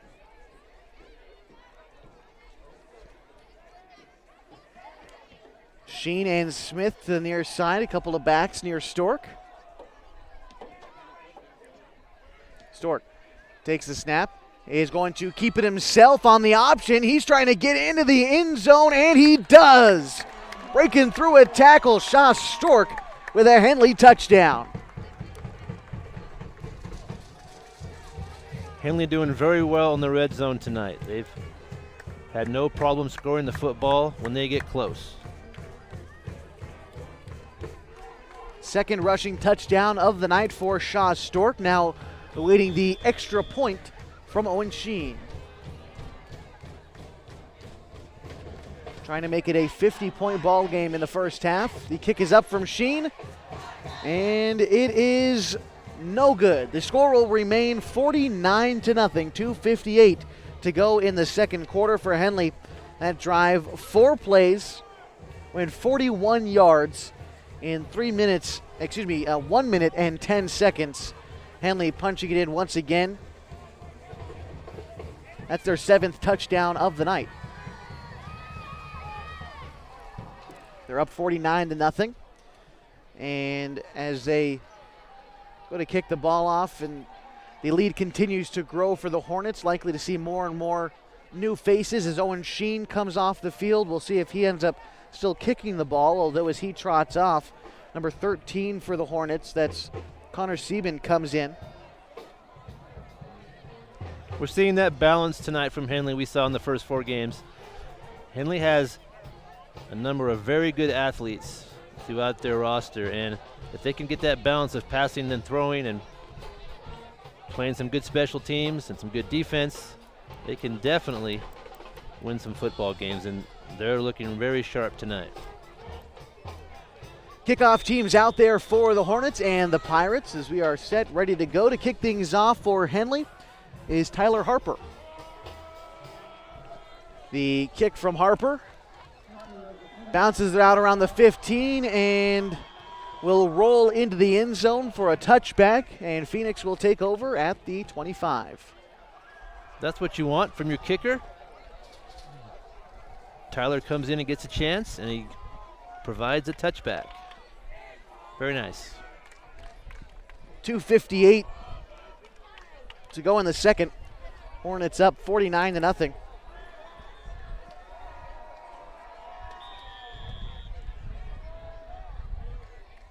And we'll see if for Phoenix, if he comes back out there, Everhart, he had a pretty good drive going at the quarterback position, and Phoenix looks like he is back out there. He threw the ball pretty well, hit the hands of a couple of his receivers. That's all you can ask for a quarterback. He did throw that interception, but the ball was popped up, and wasn't like he threw it right to Northcutt. First and 10 from the 25. Everhart takes the high snap, is going to roll out to his right side. Tries to get it to Greenwood on the far sideline, but throws it out of bounds. That'll bring up second down for the Pirates. Braden Roach with some nice pressure on the quarterback. Caused him to throw it a little sooner than he wanted to. Second down. Phoenix on their last drive, as we talked about it a little bit. They held the ball for 5 minutes, the longest they've held the ball all night, and also put together a 7-play drive. Yeah, it ended in an interception, but they got the ball moving. That was their longest drive of the game. Now they face a 2nd and 10. And this time a handoff up the middle, trying to plunge forward for a couple of yards. Brings up 3rd and about 9. Colby Scholes with yet another tackle. 2.5 to go in the second, 49-0. For the Hornets here tonight, led on defense in part, of course, by Colton Smith. He's got 4 interceptions on the season, and you see him right there, number 1. And he's also got 9 tackles heading into the game tonight, and making his presence known this evening on defense, too. Already 1 interception. 3rd and about 8. Everhart takes the snap, a handoff, and wrapped up in the backfield. A loss of 1 on the play. In on the tackle for Henley. Looked like Tolson Higgins was in there, along with number 73 for the Hornets. And one of those substitution players. Looks like it's Andrew McLean out there, the sophomore, 5'10", in on the tackle. Andrew filling in very nicely. Getting to the ball carrier first. Tolson finished him off. And now we've got a 4th down situation for Phoenix. And it looks like the special teams unit might be coming out once again. Phoenix has been forced to punt quite a bit in the ball game.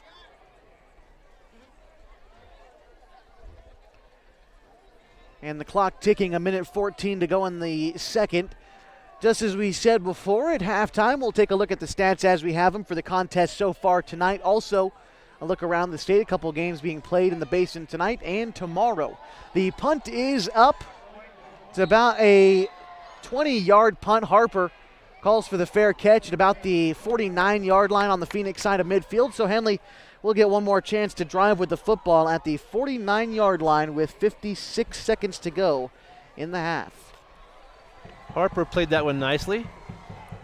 Sometimes you forget about the fair catch, and that was the right thing to do right there. And he was sure-handed. He'll give Henley the ball right at midfield.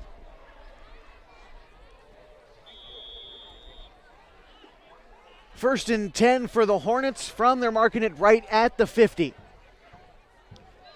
Stork going to hand it off and wrapped up, no gain on the play. In fact, a loss of 3 for the Hornets. That'll bring up second down. And Henley likely to just try to run down the clock a little bit here. Try to get us to halftime. Again, we do have an extended halftime show tonight. It's homecoming. We'll talk about that a little bit. Second down and about 13 to go for the Hornets. 26 seconds and counting. Another handoff, this time able to get a little bit of room. And a flag down, brought down a little bit awkwardly.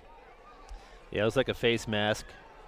Will probably be enough for a first down for Henley here. And that is the call, a face masking against the Pirates. And just as you said, likely going to be good enough for a Henley first down. So maybe run one more play before halftime, as it'll be 1st and 10 with 17 seconds left to go in the first half. 49-0, Henley leads.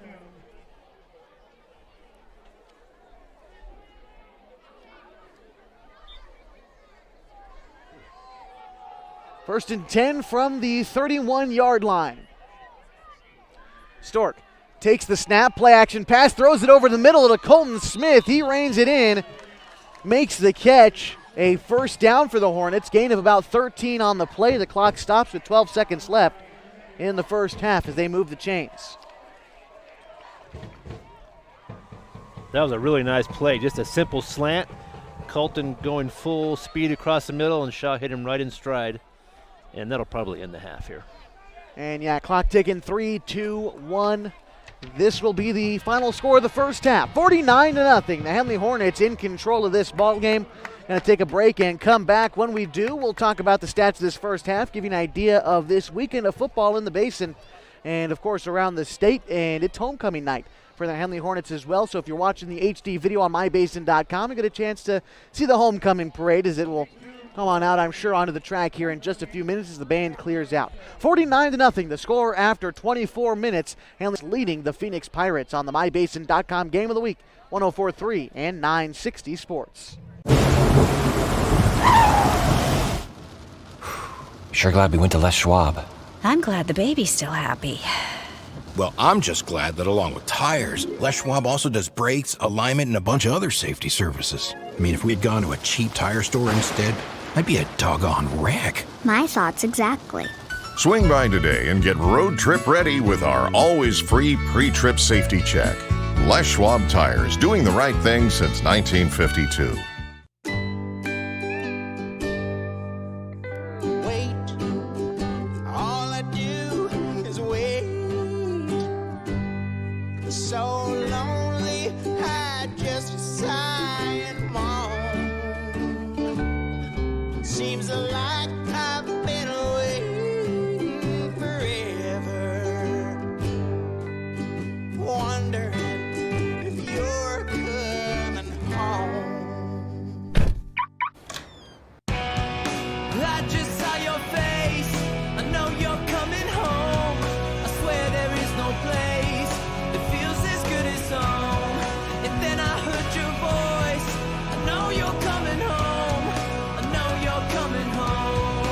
This is where unconditional love and immeasurable happiness reside. This is home. Coltwell Banker, where home begins. Trying to lose some weight and get in shape? Harbor Isles Tennis and Fitness Club provides a clean and friendly workout environment with professional and experienced staff to help you achieve your goals. They offer state-of-the-art equipment, indoor tennis and pickleball courts, certified personal trainers, tons of group exercise classes. They're the best exercise facility in the Klamath Basin. Plus, they now have a smoothie bar to give you a nutritious boost after your workout. See and feel the difference at Harbor Isles Tennis and Fitness Club. It's the place to be.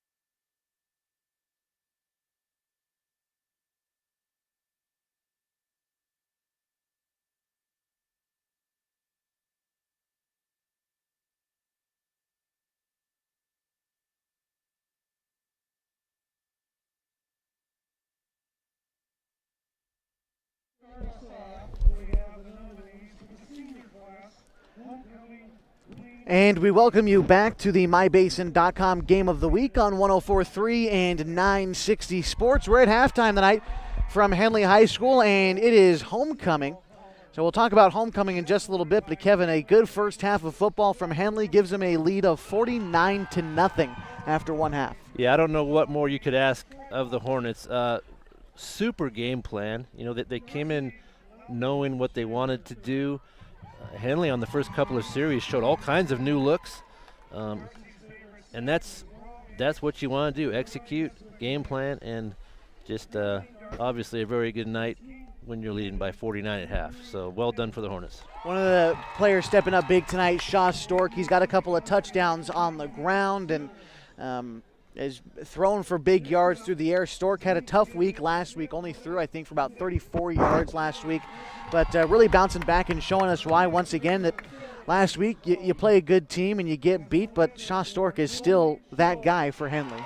Yeah, and we knew he would be, and I'm also very impressed with the depth at running back. We talked about that the very first game of the year, which seems like ages ago. We drove to Eugene to watch him play Ashland, but Garrett Northcutt, I thought, has run the ball very well in the first half, showing a lot of nifty moves and speed on the outside, and then of course Tolson Higgins always runs the ball well also. So some good offensive output for the Hornets. For Henley tonight, their first touchdown came on the kickoff return, put them up 8-0.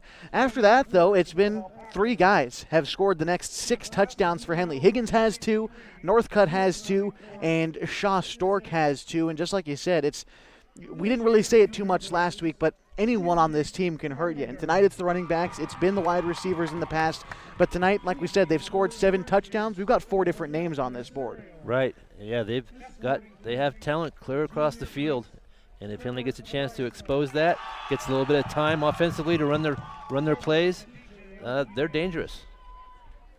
Well, they've got a score of 49-0 right now on the Phoenix Pirates. We're going to take a break, come back. When we do, we'll give you a look around the state tonight, tomorrow, and Saturday. Some high school football this evening, tomorrow, and of course college football on Saturday. All that information is coming up on the My Basin Game of the Week on 104.3 and 960 Sports. Henley up at halftime, 49-0. Threads. There are many threads that run through our region. There are churches and schools and Little League teams that bring us together and bind us into communities. There are roads and cars, there are houses and jobs and businesses, all woven together to make the fabric of our communities. There are financial threads that are part of that tapestry as well. For over 80 years, it's been our pleasure to be headquartered here, providing financial services to generations of our friends and neighbors. From that first savings account to retirement planning and all of the cars and houses and groceries in between, we keep your money local, investing it back into our communities, adding more threads to the fabric to make our communities stronger. Pacific Crest Federal Credit Union. Find your path. Sports was kind of what defined me as a person. I loved to play every sport I could possibly play. The Abbeys was really the family stomping ground for all of our community. Saturday afternoon, soccer tournaments, we'd head over to Abbeys afterwards. And then when we got up into middle school, on our way home, we'd stop at Abbeys after basketball games. When I go home, I want to see 2 things when I drive through Winston. I want to see my Abbeys, and I want to see my high school. And those are the 2 memories that stick out the most to me.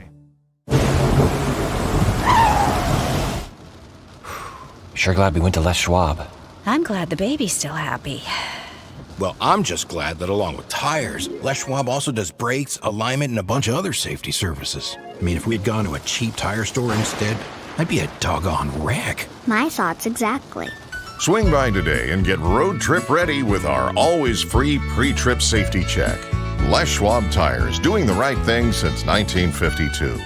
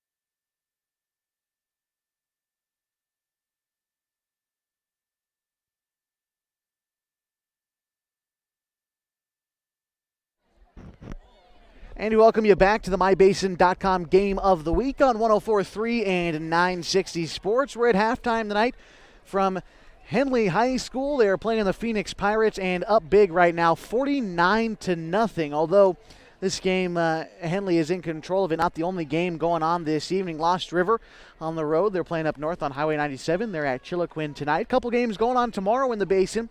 Mazama is playing North Valley. That's going to be an interesting game. Those North Valley Knights right now are 5-1. They've got an extra win on their record right now. Last week, they were scheduled to play Klamath Union. Klamath Union forced to forfeit that game, so North Valley got the win there. Then they scheduled Cresswell and beat them. So they got 2 wins last week. I'm curious to see how the OSAA resolves that, or if they do it all, giving North Valley a win there. Even though they played last week, they're in first place in the Skyline Conference. Mazama, of course, looking to win their 8th straight Skyline Conference. So a big game tomorrow night at Mazama High School in terms of the Skyline Conference standings. Of course, Klamath Union at home tomorrow as well. They will host the Hidden Valley Mustangs.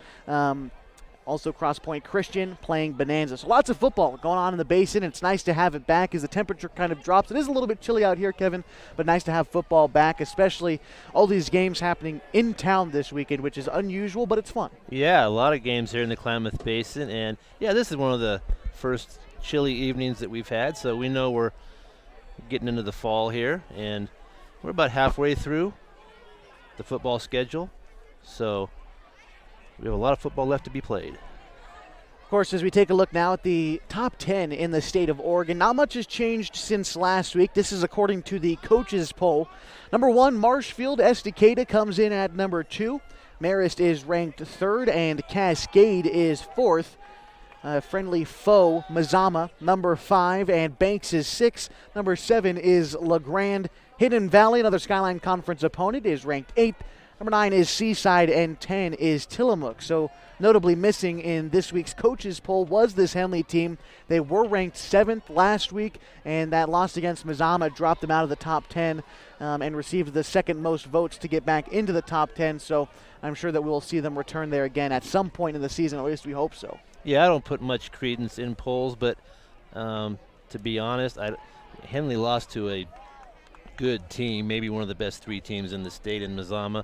I thought that they wouldn't drop quite so far, maybe 1 or 2, but I think after we're seeing what Henley's doing tonight, that they have plenty of time to get back up into the top 10 for sure. Some other games, not necessarily high school games, going on in the state. Of course, the Oregon State Beavers, man, they look really good. They've won a few straight and look to hold on to first place, the Pac-12 North. They're playing in Pullman on Saturday against the Washington State Cougars, who themselves beat down on Cal pretty good last week. So it could be a good test for Oregon State on the road. That's happening Saturday. If you'd like to listen to that game, you could do so on 104.3 and 960 Sports. Join Mike Parker on the call on Saturday as we take a look more in our neck of the woods. Southern Oregon, the Raiders are playing at number 24 Montana Western on Saturday. Last week they beat the, at the time, 18th ranked Eastern Oregon 24-3. So SOU got off to a tough start this season, but are trying to right the ship now against a couple of ranked teams. That win against number 24 Montana Western would go a long way on Saturday. So looking forward to keeping tabs on that game. Of course, we're at halftime tonight at Henley High School. The Hornets up 49-0. It is homecoming night as well. They just did the, well, I thought it was going to be a parade, but instead they just presented the homecoming queen and king. And no Henley football players winning homecoming queen. I had my money on Colton Smith. He was out there with the queen, so we get to take at least the queen to homecoming tomorrow. That's true. Yeah. So we'll take a break, come back. 49-0 at half. The Henley Hornets lead the Phoenix Pirates on 104.3 and 60 Sports. Sure glad we went to Les Schwab. I'm glad the baby's still happy. Well, I'm just glad that along with tires, Les Schwab also does brakes, alignment, and a bunch of other safety services. I mean, if we had gone to a cheap tire store instead, I'd be a doggone wreck. My thoughts exactly. Swing by today and get road trip ready with our always free pre-trip safety check. Les Schwab Tires, doing the right thing since 1952.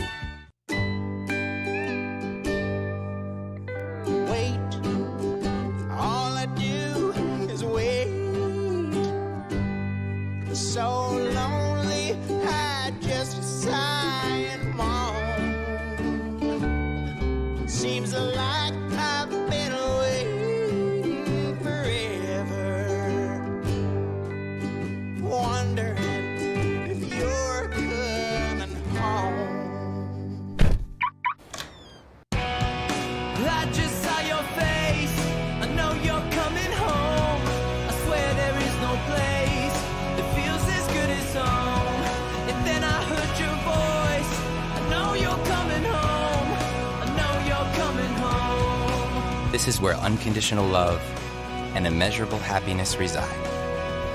This is home. Coldwell Banker, where home begins.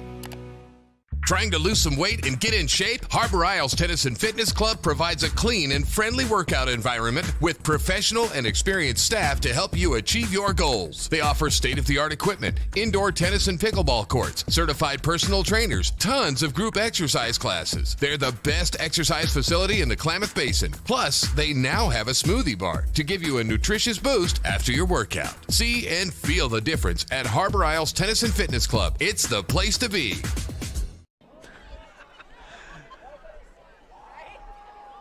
Welcome back to 104.3 and 960 Sports HD video on mybasin.com. We're at halftime tonight from Henley High School, 49-0. The Hornets are up, and my name is Josh Eldridge. I'm joined tonight by Kevin Petrick, Nick Bradford running the live stream this evening. Kevin, as you look ahead towards the second half, the Henley Hornets are up big. Likely going to see some JV players in the mix. The key, I think, just finish strong for Henley. Yeah, Henley's been fortunate enough this season to have some big leads late in games, and so this is a great chance to work on your depth, get some younger players some experience, get some of those people who fill in, get them some extra repetitions on the field, and that will pay off down the stretch. The more kids you have that can come in and do the job, the better. And we've seen some nice performances tonight already from some of the backup players. So it's a good evening for Henley to get some experience from their entire roster. And we definitely look forward to seeing it as the second half is coming up next on the MyBasin.com Game of the Week on 104.3 and 960 Sports.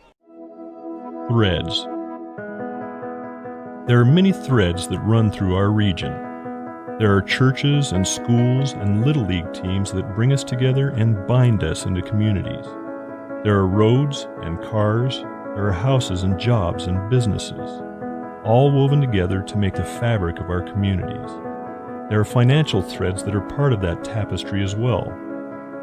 For over 80 years, it's been our pleasure to be headquartered here, providing financial services to generations of our friends and neighbors. From that first savings account, to retirement planning, and all of the cars and houses and groceries in between, we keep your money local, investing it back into our communities, adding more threads to the fabric to make our communities stronger. Pacific Crest Federal Credit Union. Find your path. Sports was kind of what defined me as a person. I loved to play every sport I could possibly play. The Abbeys was really the family stomping ground for all of our community. Saturday afternoon soccer tournaments, we'd head over to Abbeys afterwards. And then when we got up into middle school, on our way home, we'd stop at Abbeys after basketball games. When I go home, I want to see two things when I drive through Winston. I want to see my Abbeys and I want to see my high school. And those are the two memories that stick out the most to me. Sure glad we went to Les Schwab. I'm glad the baby's still happy. Well, I'm just glad that along with tires, Les Schwab also does brakes, alignment, and a bunch of other safety services. I mean, if we had gone to a cheap tire store instead, I'd be a doggone wreck. My thoughts exactly. Swing by today and get road trip ready with our always free pre-trip safety check. Les Schwab Tires, doing the right thing since 1952.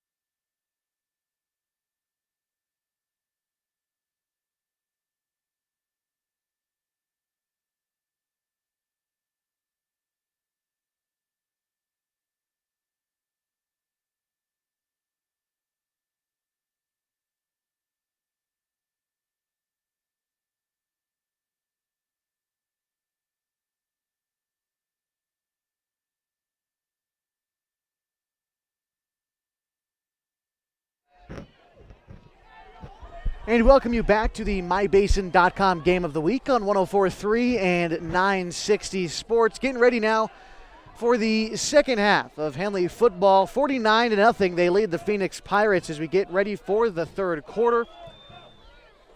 Got word from the press box at halftime. We should see a running clock in this second half. I believe that's what the officials are talking about down there. And the Phoenix team making its way back out onto the field. Yeah, Phoenix used every bit of that long halftime. They're just now getting out on the field, so we should be starting any time. And unfortunately for Phoenix, halftime here in Oregon, if you're unaware, we've got usually a 12-minute halftime and then an extra 3-minute sort of warm-up period.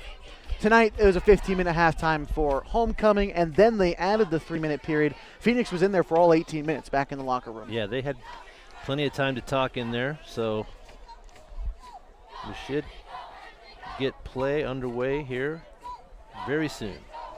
And the Hornets kick team is out there ready to go, just waiting on the Pirates. The Hornets tonight wearing their varsity blues, the navy blue helmets with the yellow H on the side. They've got navy uniforms with the yellow sleeves, navy blue pants with the yellow stripe down the side.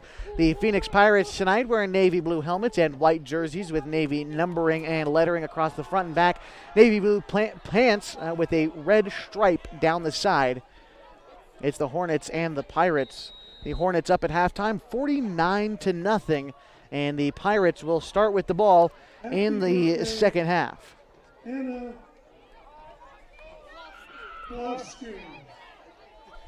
And a penalty applied to the kick. I'm unsure if this is a delay of game for Phoenix getting out of the locker room. I think you're right. I think that they are going to go ahead and assess the penalty because they weren't out here in time. So they're going to kick off from the Phoenix 45-yard line. It was a 10-yard penalty to start things off, and Chase Backus be kicking this one.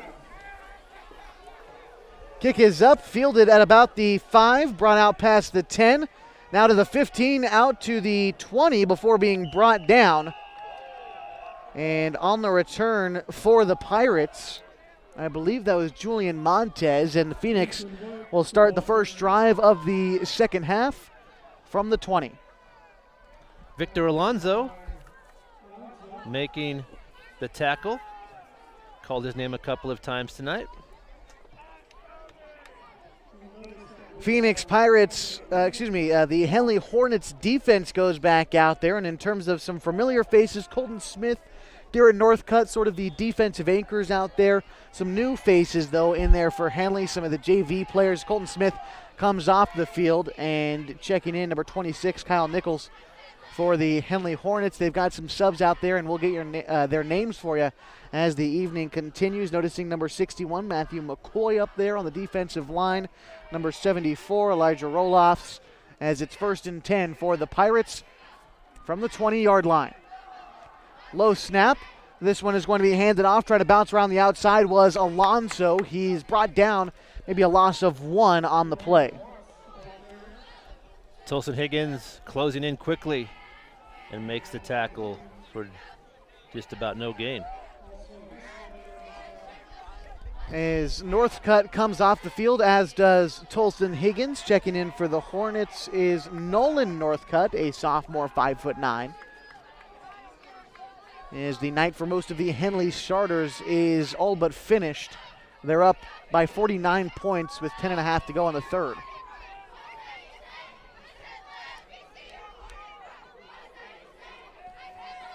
Colby Scholl still out there for the Hornets. Chase Backus out there as the outside linebacker, and 2nd and 10 for the Pirates.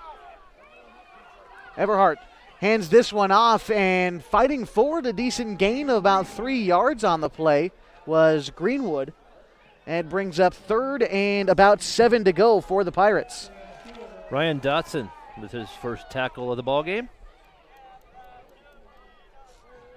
Closing out the first half, Phoenix got 3 straight third down conversions. They are 3 for 6 right now with Everhart as the quarterback. We'll see if they're able to convert once more. 3rd down and about 6 to go. Everhart takes the snap. This time it is a pitch cutting upfield and making contact at the original line of scrimmage.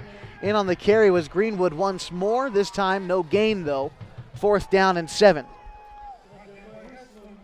Tackle made by number 73, who we're still trying to figure out. We've been calling him Andrew McLean. It may be Aiden Heslin. We learned at halftime that will be Aiden out there. So another nice play. He's had a good game. Luke Bennett playing to return the punt.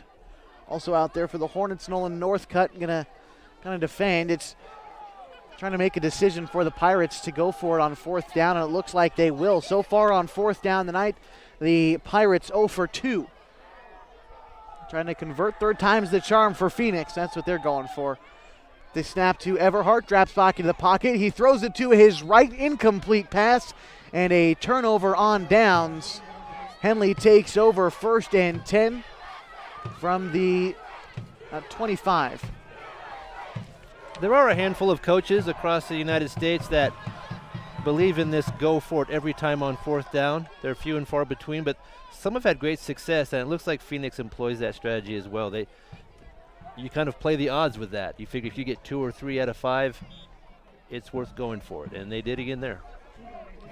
1st and 10 from the 25 for the Henley Hornets as Shaw Stork on the sideline. A handoff to Northcutt as he's trying to get his way upfield and gets back maybe to the original line of scrimmage. 2nd down coming up. And new quarterback in for the Hornets. I believe that is Tyler Harper. Looks like Harper back there, and Colby Brennan is the tailback. He's number 32. Brennan out there, and a couple new wide receivers out there for Henley. Colt Earls on the near side. I believe that's Connor Sieben on the near side as well. Harper getting ready for the snap. 2nd and 9. Puts a man in motion. Harper wasn't ready for the snap. He lets it hit, and I believe they're going to call a false start on the center if the quarterback wasn't ready for the snap. You don't see that too often, and I'm not talking about a fumble snap. I'm talking about a false start on the center. Yeah, I think you're right. Snapped the ball just a bit early. I played my fair share of center when I was in high school, and I definitely was guilty of that one for about 1 week until coach benched me. I snapped the ball too soon a couple times, then played left guard for the rest of the season.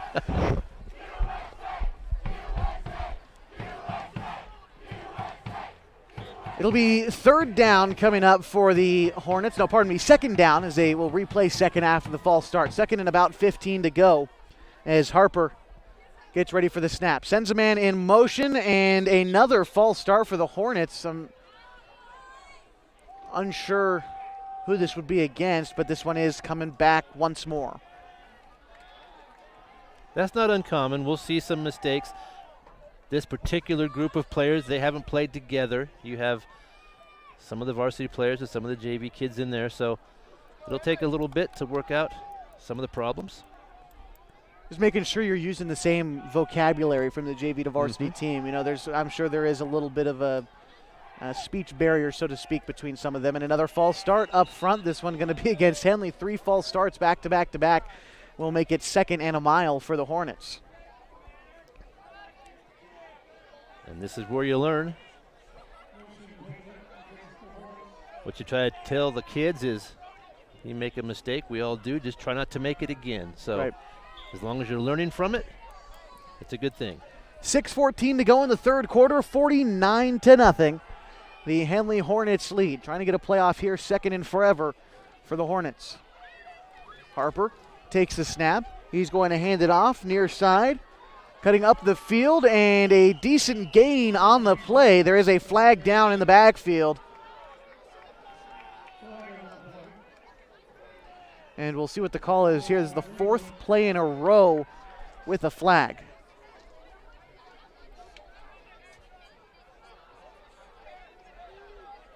This one going against Henley. Bring him back. And I believe we'll get to redo 2nd down once more, although farther from the yard to gain, which is the 15. Henley now on the other side of midfield at about the 46. So quite literally second and forever, it feels like, for the Hornets. Just trying to get a couple plays off here. And again, you mentioned the running back in there for Henley. I don't have him on my roster. You got that name, Kevin? Yeah, it's Colby Brennan is Brennan. number 32, yeah.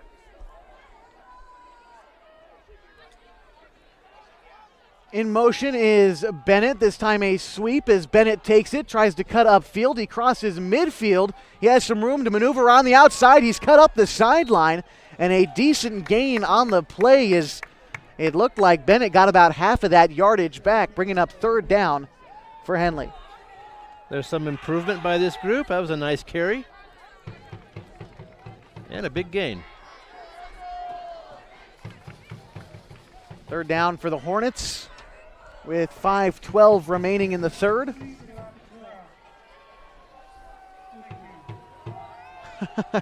And as is customary, sometimes these high school games, you get the kind of middle school scrimmage going on at the track as well.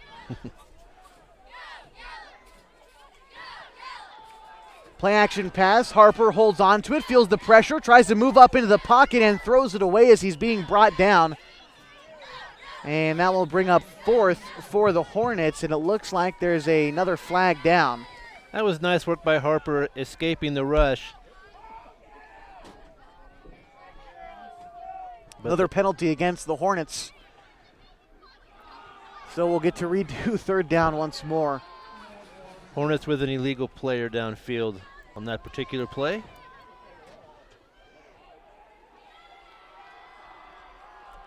And that is the call, so going backwards once more. But to your point, though, Harper making the right decision there. He tried to keep the play alive, tried to get something to work. It wasn't there. And for a JV quarterback, he made the right decision. Yeah, well done there. They've declined the penalty, so we'll have a fourth down. Fourth down and about 15. This one a handoff inside to Brennan. Gets back to the line of scrimmage, but of course behind the sticks. First time Henley tried to convert on fourth down tonight. Couldn't quite get it done, so the defenses come on back out there with 4:20 to go in the third quarter. Hornets up 49-0. That was a good surge by the line for Phoenix. And they stuffed that run almost immediately. Pirates take over from their own 35-yard line with 4 minutes to go in the quarter. As again, we do have a running clock. Here is the Hornets up 49-0 in the third quarter, so 3:55 and counting. First and 10 for the Pirates from their own 35. Last time, Phoenix went 3 and out, tried to get it going on the fourth down conversion, unable to do so, but Everhart trying to get something going for his Pirates. Everhart drops back into the pocket, trying to roll a little bit to his right. He rears back and throws one downfield, and the ball is caught. There's a flag down. Unsure who came away with the football, but there is laundry at about the 30-yard line on the other side of midfield. The ball was intercepted by Mangus Canby, who was back on the coverage. And he and the receiver were both kind of pushing at each other. The ball was underthrown, but they're going to get Mangus for pass interference on that.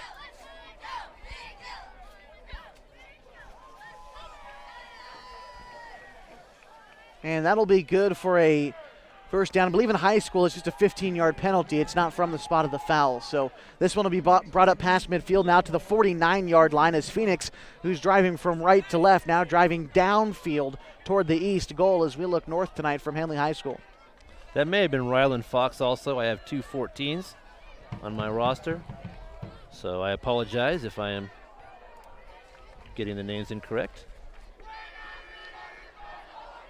First and 10 from the 49.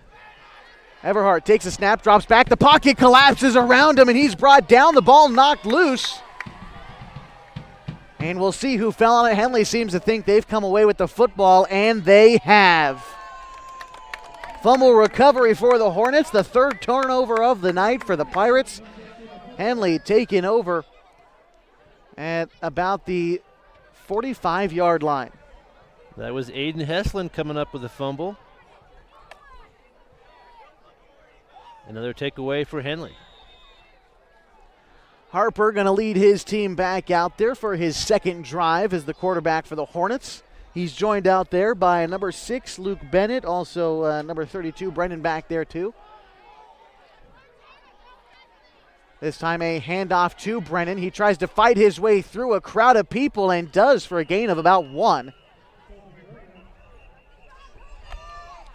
And there is a penalty flag on the near side. Looked like a horse collar to me. The defender grabbed right underneath the helmet to the shoulder pads. And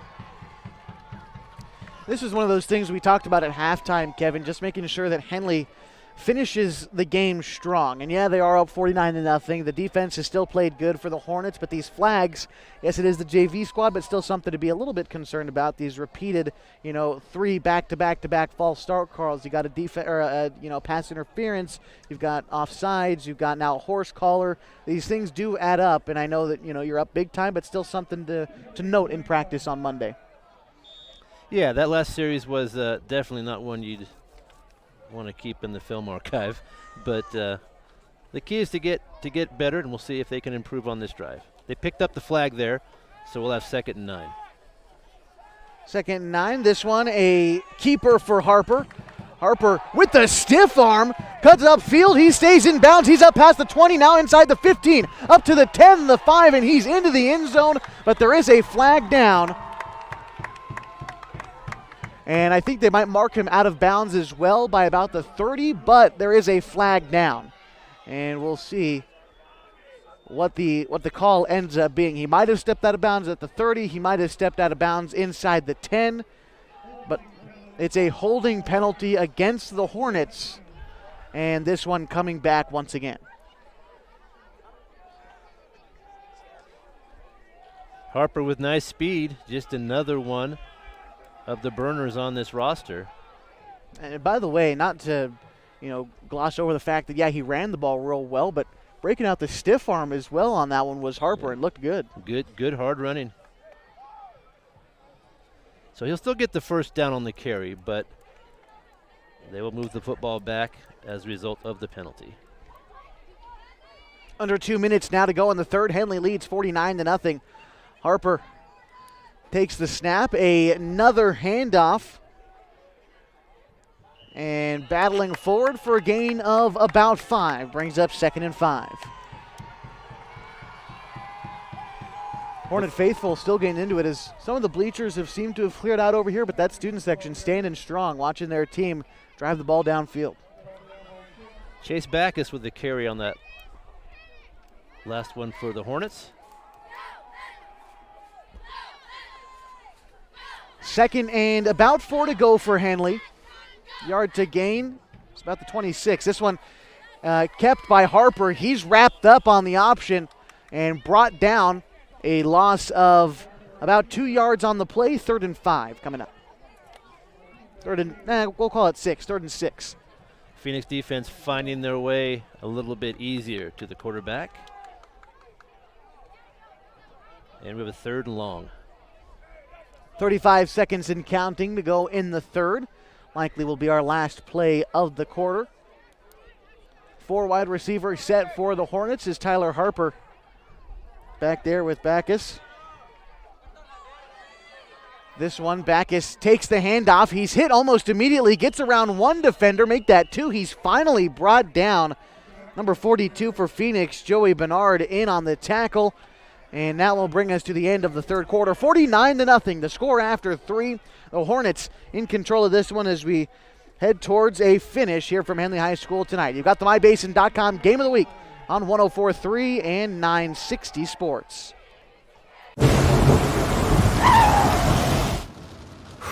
Sure glad we went to Les Schwab. I'm glad the baby's still happy. Well, I'm just glad that along with tires, Les Schwab also does brakes, alignment, and a bunch of other safety services. I mean, if we had gone to a cheap tire store instead, I'd be a doggone wreck. My thoughts exactly. Swing by today and get road trip ready with our always free pre-trip safety check. Les Schwab Tires, doing the right thing since 1952.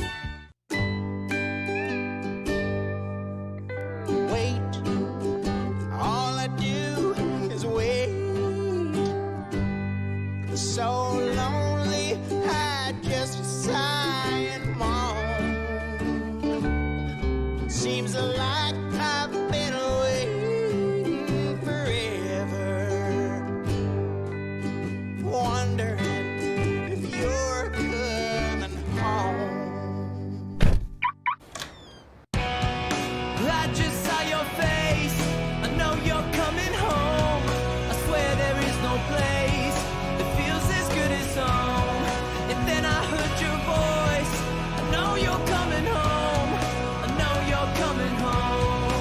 This is where unconditional love and immeasurable happiness reside. This is home.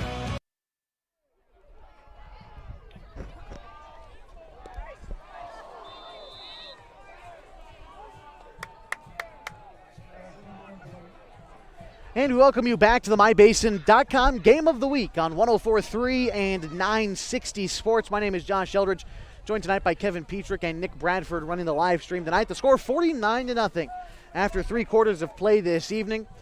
And after a turnover on downs for the Henley Hornets, it'll be 1st and 10 Phoenix with 11:15 remaining in the final quarter. Again, we do have a running clock tonight from Henley High School. Hornets up. The number's 45 now that they are up, and the clock will continue to run as the Phoenix Pirates offense takes over at the 35. This one a handoff, trying to fight his way up the middle, and does for a few yards in on the carry for the Pirates. That's number 13, Jair Ramirez. Ramirez has had a little bit of trouble getting himself going tonight. He's coughed up the football once, but a solid gain on that play brings up 2nd and 5. Colby Brennan making an impact tonight. Both running the football, and he made the tackle there. Bringing up 2nd down. Couple wide receivers to the near side as Phoenix drives from left to right. That one a tackle for loss in the backfield. The Pirates go backwards, only about a yard though. 3rd and 6 coming up. Heslin again. Another nice stop.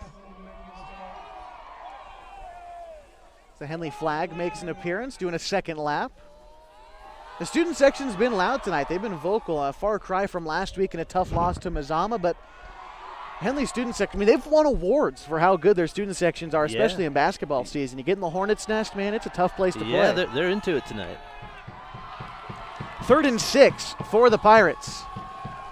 Dropping back to pass was Everhart. He completes the pass to Greenwood on the far sideline. Greenwood gets up past the sticks and brought down, a gain of about 8 on the play. Good enough for a Phoenix 1st down.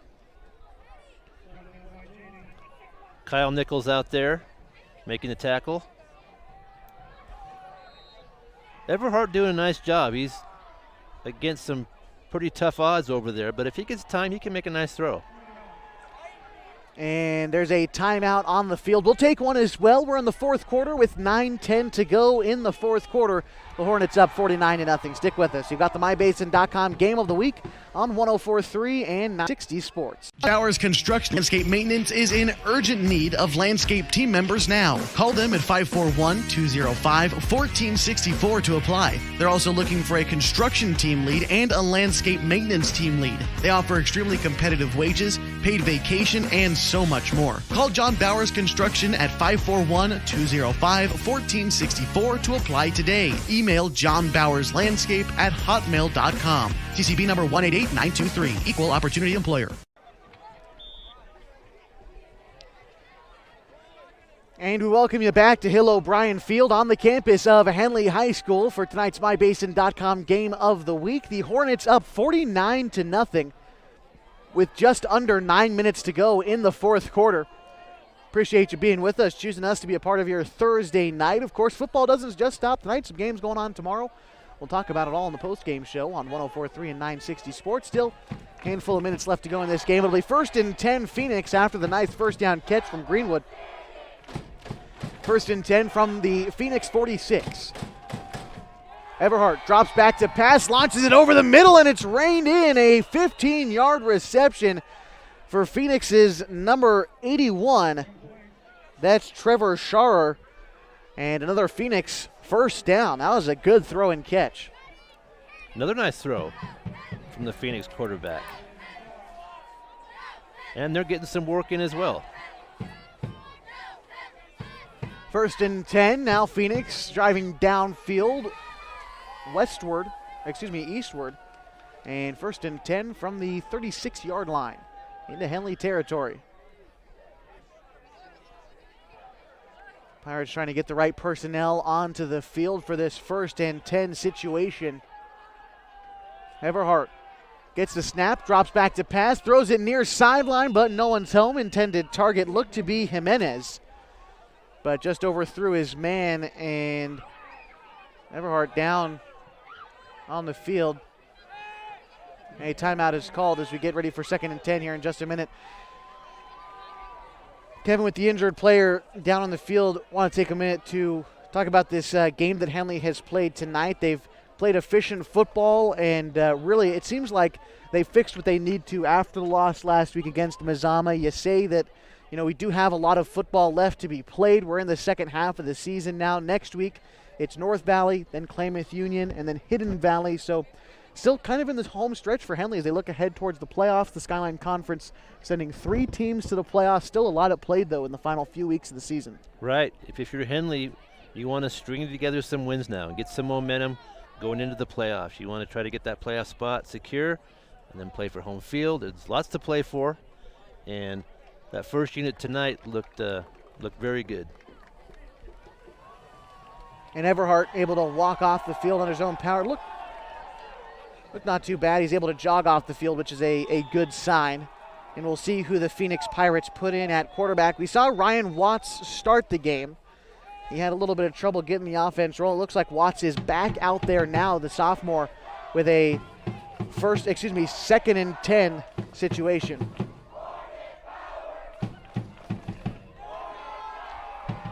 Clock continuing to roll, 7:12 to go in the ball game. Henley up 49-0. Watts takes the snap, unloads one downfield, and the pass is caught. A big catch that time by Scharer, and he puts Phoenix inside the 10, 1st and goal, Pirates. Another nice ball from Everhart. That's a big gain, and Phoenix looking at their chance to score here. First time to get on the board tonight. They've been held scoreless through the first about 3.5 quarters, 6.5 to go now in the 4th. About a touchdown here. And a good drive for the Pirates as well. This is the 5th play of the drive coming up, as it's Watts under center. 4 wide receivers set, sending a man in motion. That's Jimenez. And this time a handoff up the middle, trying to find the outside, and a touchdown for the Phoenix Pirates. They get on the board with 6:06 to go. 49-6 as they chip away a little bit here, although the game most likely out of reach at this point. Still a solid drive for Phoenix. Took them 5 plays to go 65 yards. And a solid drive for the Pirates there. Yeah, that's a good feeling when you're on the road and you're down by a lot.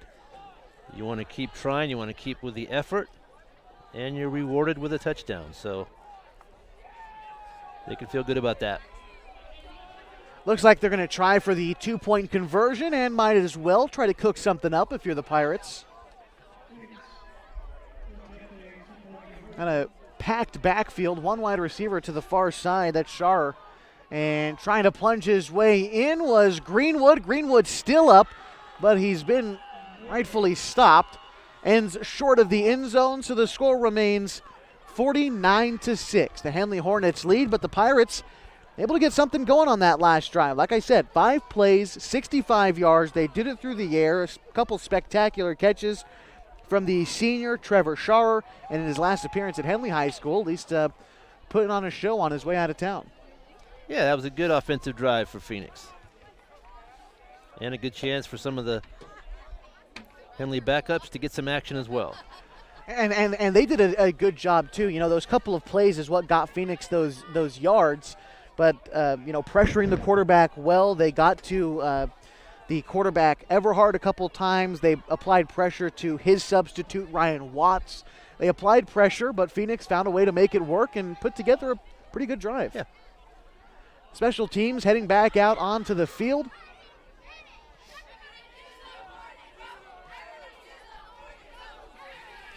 Back to receive for Henley.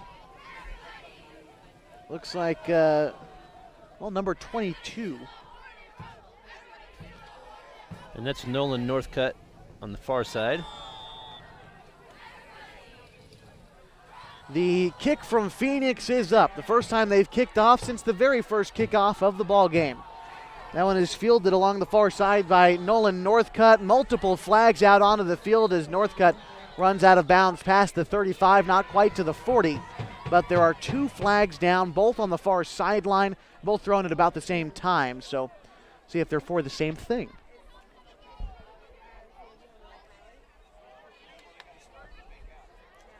We've seen quite a few penalties here in the second half.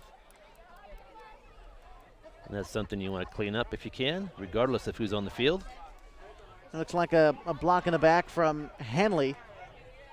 They'll keep possession of the football, obviously. It's just a matter of where they decide to mark this to start the drive. It's going to be behind the 30 at about the 27-yard line. That's where Henley starts this drive with 5:02 to go in the final quarter. Looks like Nolan Northcutt will be taking snaps here. Northcutt, I believe the starting quarterback for the junior varsity squad. Harper is sort of the backup for this varsity team, but Northcutt, the actual starter for the JV squad, a sophomore, 5'9", 150 pounds. 1st and 10 for Northcutt. Takes the snap. That'll be a handoff. Finds a gap up the middle, does Brennan, and a nice gain of about 7 yards on the play. 2nd down coming up for the Hornets. Aaron Clark makes the stop for the Pirates. And we're looking at about 4 minutes left to play here. And a chance for the Hornets coming out. The cheerleaders getting active for the first time tonight. 2nd and about 2 to go. Northcutt, a handoff this time to Harper. Harper stretching those legs out. He gets up to midfield, about a 20-yard gain on the run for Harper. 1st down, Henley. Harper with nice speed. We talked about him earlier. I think that's the first time we've seen him playing running back and getting a handoff. Big gain. 1st and 10 from the 50 for Henley. Inside of 3.5 minutes now to go in the 4th. The Hornets up 49-6. Phoenix getting points on their last drive. And now Henley trying to answer back. 1st and 10 from midfield. Northcutt takes the snap, hands it off to Harper again. Harper gets past one defender, trying to find room, unable to. Ends up going backwards. Will bring up 2nd and 11. It's a good effort there. Omar Mendoza for Phoenix. Put a stop to that carry. Bringing up 2nd down. And Harper comes off the field. Out there for Henley, Ryan Dotson.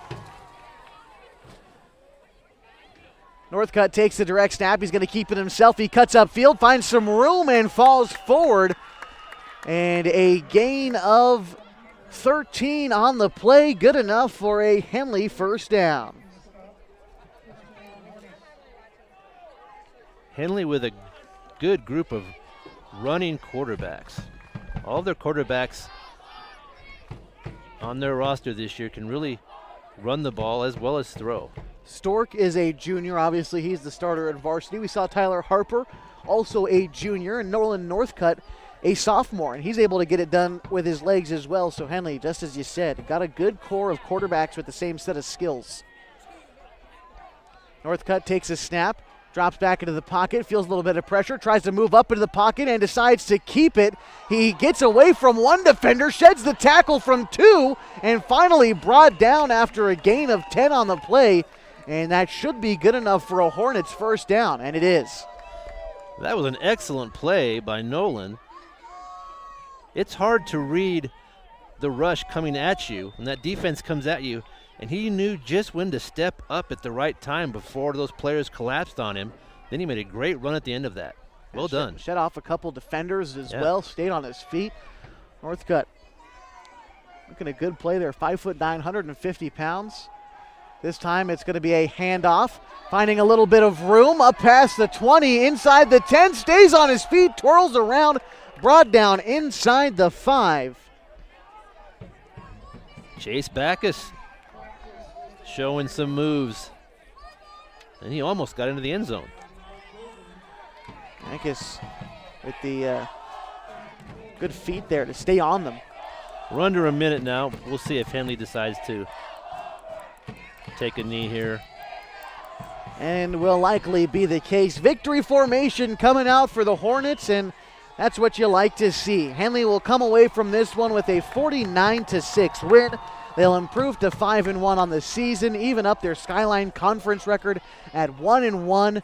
And Kevin, teams trot off the field. A good win for the Hornets in terms of the Skyline Conference. We'll break down all that, but you got to feel good about this win. Yeah, Hornets will pick up their first Skyline victory, and just a perfect game as far as Henley is concerned to pick up the win tonight. Well done. Final score tonight, 49-6. We're going to take a break, and when we come back, we'll break this one down for you on the MyBasin.com Game of the Week on 104.3 and 960 Sports. Sure glad we went to Les Schwab. I'm glad the baby's still happy. Well, I'm just glad that along with tires, Les Schwab also does brakes, alignment, and a bunch of other safety services. I mean, if we had gone to a cheap tire store instead, I'd be a doggone wreck. My thoughts exactly. Swing by today and get road trip ready with our always free pre-trip safety check. Les Schwab Tires, doing the right thing since 1952.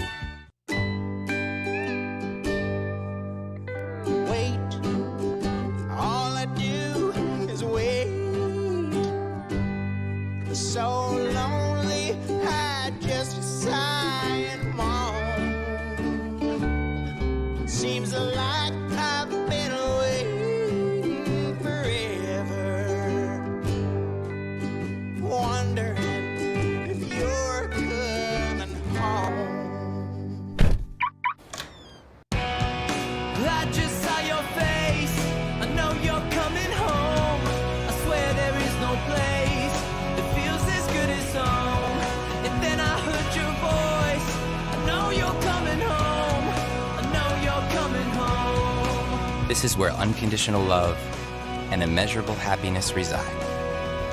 This is home. Coldwell Banker, where home begins.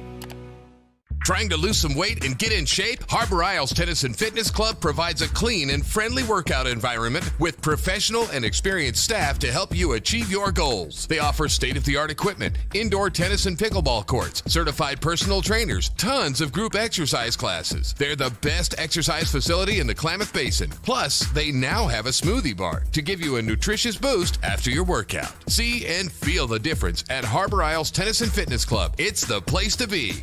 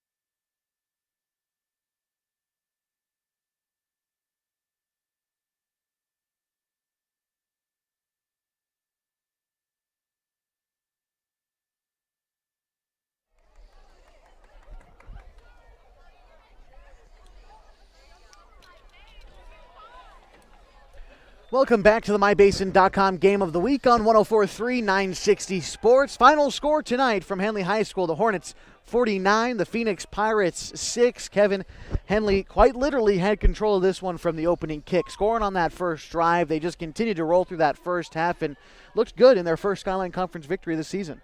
Yeah, what I was most impressed with, games like this, you know, sometimes you can get sloppy, you can lose focus a little bit.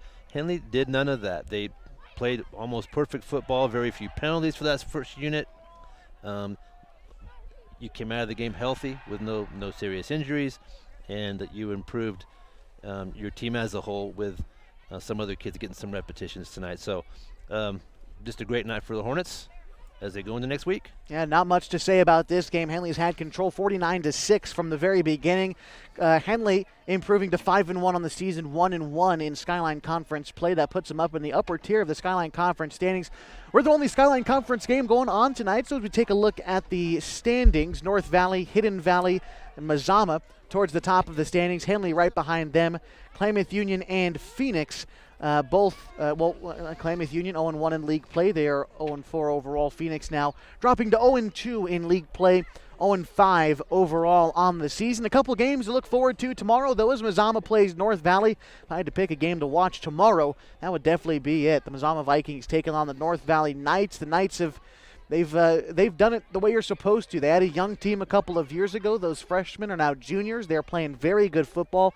They are 5-1 right now. The Mazama Vikings, obviously always a good team. So if you're able to make it out to Mazama High School tomorrow, you'll be treated with some good football. If not, you want to go out to Klamath Union. The Hidden Valley Mustangs are coming to town to challenge the Klamath Union Pelicans. Also going on tomorrow, a non-Skyline Conference game, but down in the 1A Special District 1, Bonanza hosts Cross Point Christian. A couple college games going on Saturday. Oregon State. The Beavers look to hold on to first place in the Pac-12 North as they play Washington State and Southern Oregon. The Raiders tomorrow challenging in number 24 Montana Western. That's just your quick idea of what's going on this weekend for football in the state of Oregon. The final score here tonight from Henley High School, 49-6. The Hornets taking this one. That about does it for us this evening. Thanks for being a part of the MyBasin.com Game of the Week on 104.3 and 960 Sports. You can, of course, watch an archived replay of this event and many others on MyBasin.com. MyBasin.com is your home for everything going on in the Klamath Basin, from news to sports, everything in between. Find us online, MyBasin.com. Once again, final score tonight, 49-6. Henley with the win. Would like to extend a special thank you to Phoenix Athletic Director Dave Earhart and their head coach Michael Robinson in his first year. Wish them a good luck building this program back up for Phoenix High School. That community, been through a lot this past year, but God bless those people for pulling through, being here tonight. And special thanks to Dave Earhart and Michael Robinson. Also, thank you to the Henley Boosters, all the people who came out tonight trying to get homecoming coming on for these kids. Henley Boosters, the people who ran the concession staff, all the folks here who helped out Athletic Director Jesse Hamilton. And of course, thank you to Jesse as well for allowing us to cover his programs all season long. And also thank you to you for being a part of the MyBasin.com Game of the Week. Without you hanging around us, we'd just be talking to no one. So appreciate you being with us on a Thursday night. Once again, the final score, 49-6. Henley improving to 1-1 in Skyline Conference play. For Nick Bradford running the live stream tonight and my partner Kevin Petrick, I'm Josh Eldridge. Good night from Henley High School.